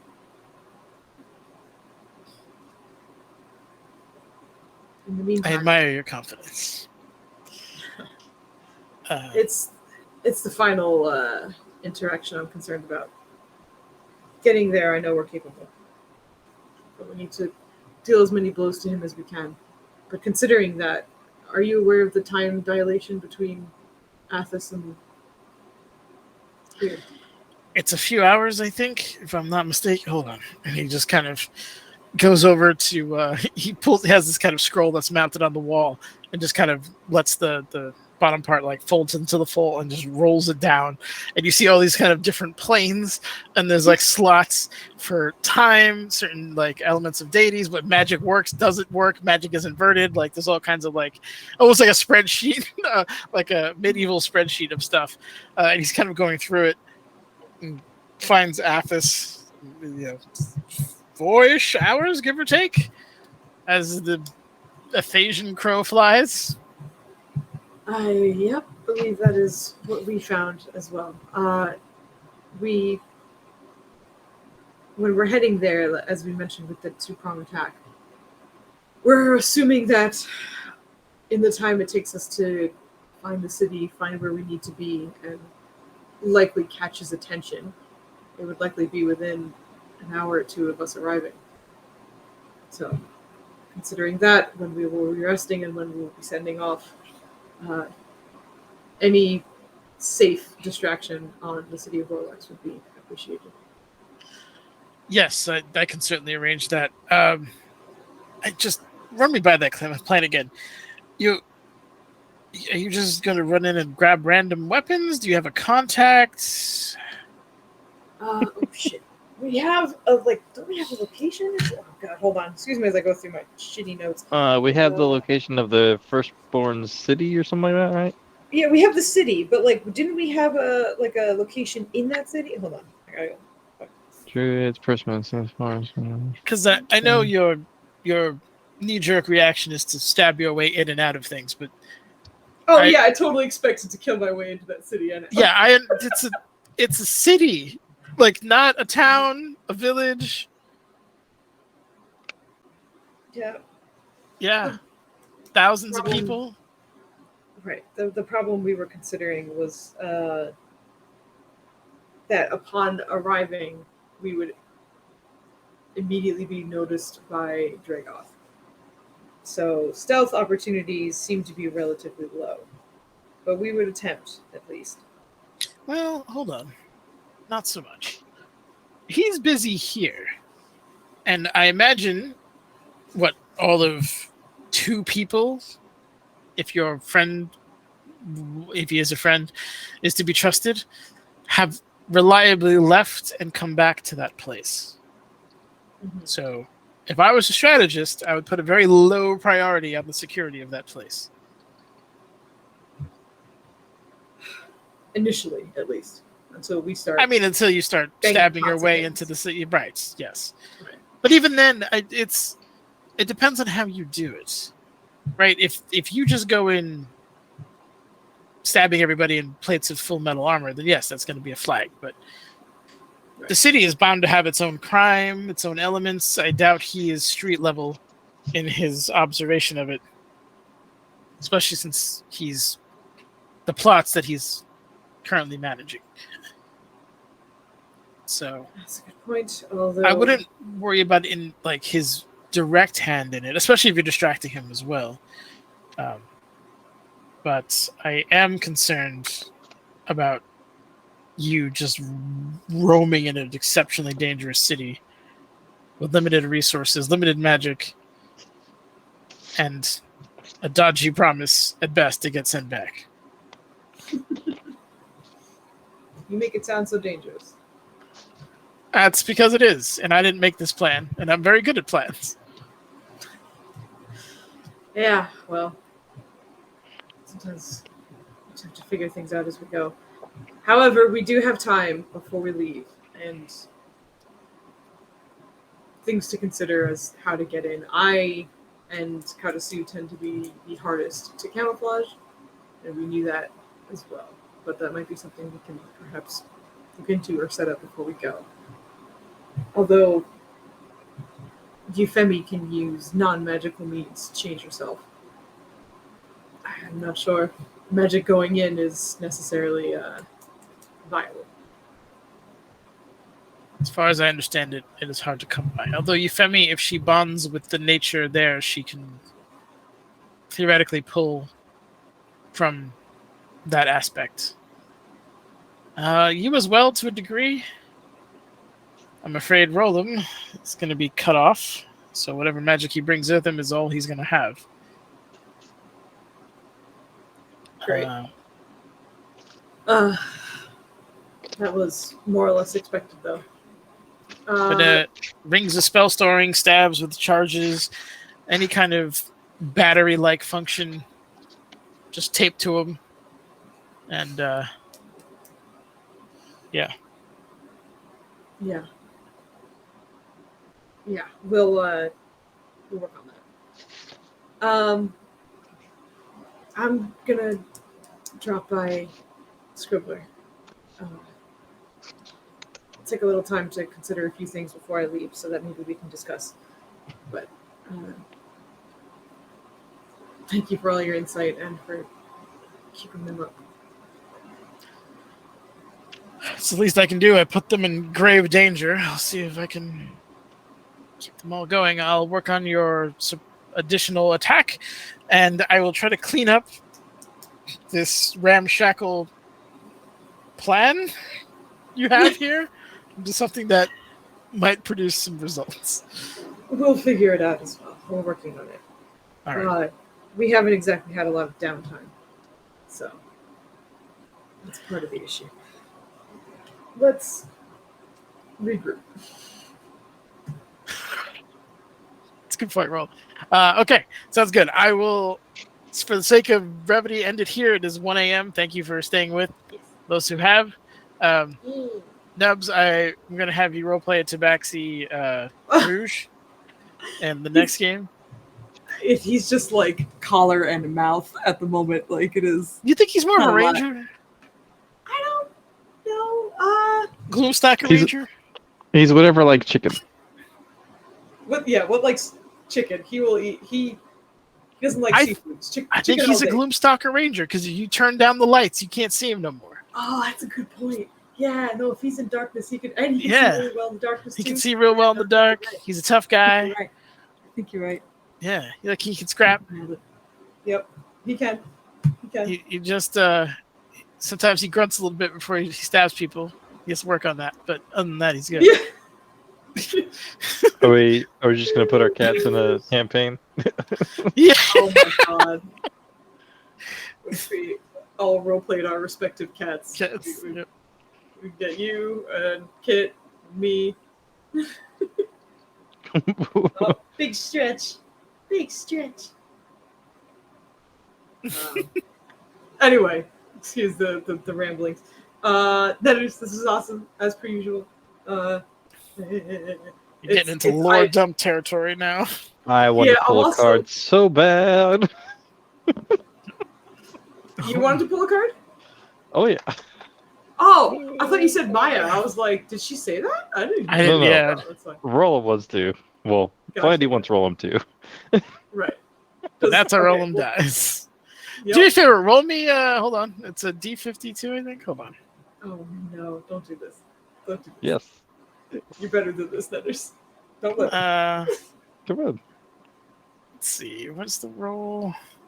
Come on. It's full of trigger card. So hold on. Can draw a card more than 1 hour. How do I? Is this 1 through 20 something? 1, 2, 3, 4.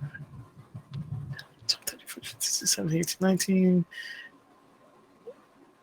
Roll me a D26. You're not actually pulling it. I just out of curiosity seeing what happens to you. He would probably like instinctively do it. I imagine he would get slapped before it got to it, but he would definitely be like, what kind of trying to roll an ability or like a random event. Get that out of your hands. Joker Fool, which is appropriate. Where is it? So, Fool, you lose 10,000 XP. Discard this card and draw from the deck again, counting as both one of your draws and your declared draws. If losing that much XP would cause you to lose a level, you instead lose the amount that leaves you with just enough XP to keep your level. So it's probably not as bad. Oh, okay. That's all right. Because we use milestones. So that. That reminds me, you guys. Dang, I almost forgot about that. And then you'd have to roll me again to see what would happen because you'd be forced to roll again. Yeah, it's weird because it just like it sets you back, but it doesn't like. Yeah. You know, Tina Diamond's Moon. You are granted the ability to cast the Wish spell 1d3 times. Roll a 1d3. Let's see. One time. Oh no! It's so sad that he didn't actually get to do it. No. There's some bad shit on there. No. 2 times. 2 wish spells. Yeah. You get 2 wish spells. We could have just got 2 motherfucking wish spells. Or you could have died. Yeah, or you could have been like sent to But no, hell. we already know what would have happened. That would have happened. No, see, I don't mind these like goofy let me roll during but it's not the same. It's not. The fate rocks with he knows for probability. He's a STEM cat. This would have happened. No, it would have happened. It totally would have. 2 wish spells down the drain. There's Idiot, permanently reduce your int by 1d4 plus 1. And then you have to draw immediately another one. Hi, Andy. Flames, a powerful devil becomes your enemy. The devil seeks your ruin and plagues your life, savoring your suffering before attempting to slay you. This enmity lasts until either you or the devil dies. Which, by the way, if you're going to kill a devil, you have to kill it in the hells for it to be dead. Otherwise, it'll just come back 100 years later and fuck you up. Yep. Don John, you disappear and become entombed in a state of suspended animation in an extra-dimensional sphere. Everything you are wearing and carrying stays behind in the space you were occupied. You remain imprisoned until you are found and removed from the sphere. You cannot be located by any divination magic, but a wish spell can reveal the location of your prison. That's almost how y'all found him. Yeah, pretty much. Oh. But imagine if you're stuck with Aunt D imprisoned. And she just gets to sit there and be like, you fucking idiot.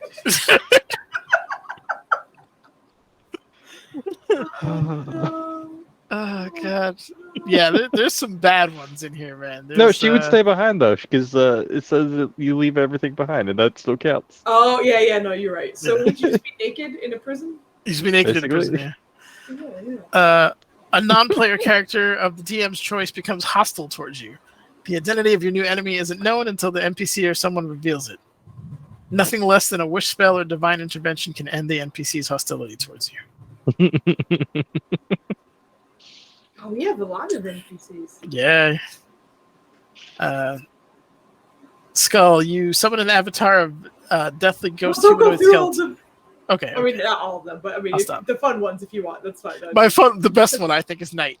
You gain the service of a 4th level fighter who appears in the space you choose within 30 feet of you. The fighter is the same race as you and serves you loyally until death, believing the fates have drawn him to you or her to you. You control this character. That one does crack me the fuck up. Oh no! That shit is hilarious. Please stop. You're too low level for this encounter. Oh, Yeah. God. Imagine him and his little 26 hit point self just getting one shot. Yup. That was the first person I thought too, Maya. I totally thought it would be Junior. Is that how you spell Aloysius? That is how she spelled Aloysius. Crimes against nature. Oh my god, night nubs to Baxi. It's so funny, like, for me, because I can see the detail in my cat, but every time I look at the camera, it's just like blackness. There's nothing there. Blackness. It is late. I love you, girl. I think we're... Oh no, don't run away! I just put it on you. Oh, goodbye. Come back, baby. We're good for tomorrow, and then we have the one shot on Sunday afternoon. We're starting at like noon, so we should hopefully be wrapping up around like 3 or 4. I'm doing my best to streamline it, Ender, so don't make fun of me. I'm not. Please, I give you a lot of credit. Don't make fun of me, Nenders. Don't make fun of me. You suck, Foozca. Get the fuck out. There it is. There it is. No, I love you. And Maya, I love you very much. And I think, is that all that we have to? We're all good, right? I think that's it. Oh yeah, we have to fucking level up. Good God, I have to go look at so many numbers. So congratulations, you ding a level. Because of the Gelatini gift, you can choose to double down on the subclass you picked up and actually create that as a multi-class, or you can continue going with your original classes if you so prefer. But just do that. Maya, Papaya, at some point this week, I got to get with you and figure out what the hell's happening with the staff. Or I'm just going to have you keep casting random spells until you do. It's up to you. Shake that body non-stop. I'm going to... Shake it. Dance again. It's going to be great. I go to cast heal on Luke's irresistible dance. Dude just starts killing it in the middle of the session. This is the one I wanted to get. God damn it. I have to wait till I'm level 18. This is horseshit. Anyway, yes. Okay, sorry, that's it. I'm cursing and petting my cat. I love everybody. You're amazing. Thank you for being here and joining us. We'll be back tomorrow. It's a difficult day. We would be 18 if we didn't take the free 3. No, that was for... No, I don't think that was... Anyway, goodbye. Goodbye, everybody. Goodbye. Goodbye. It was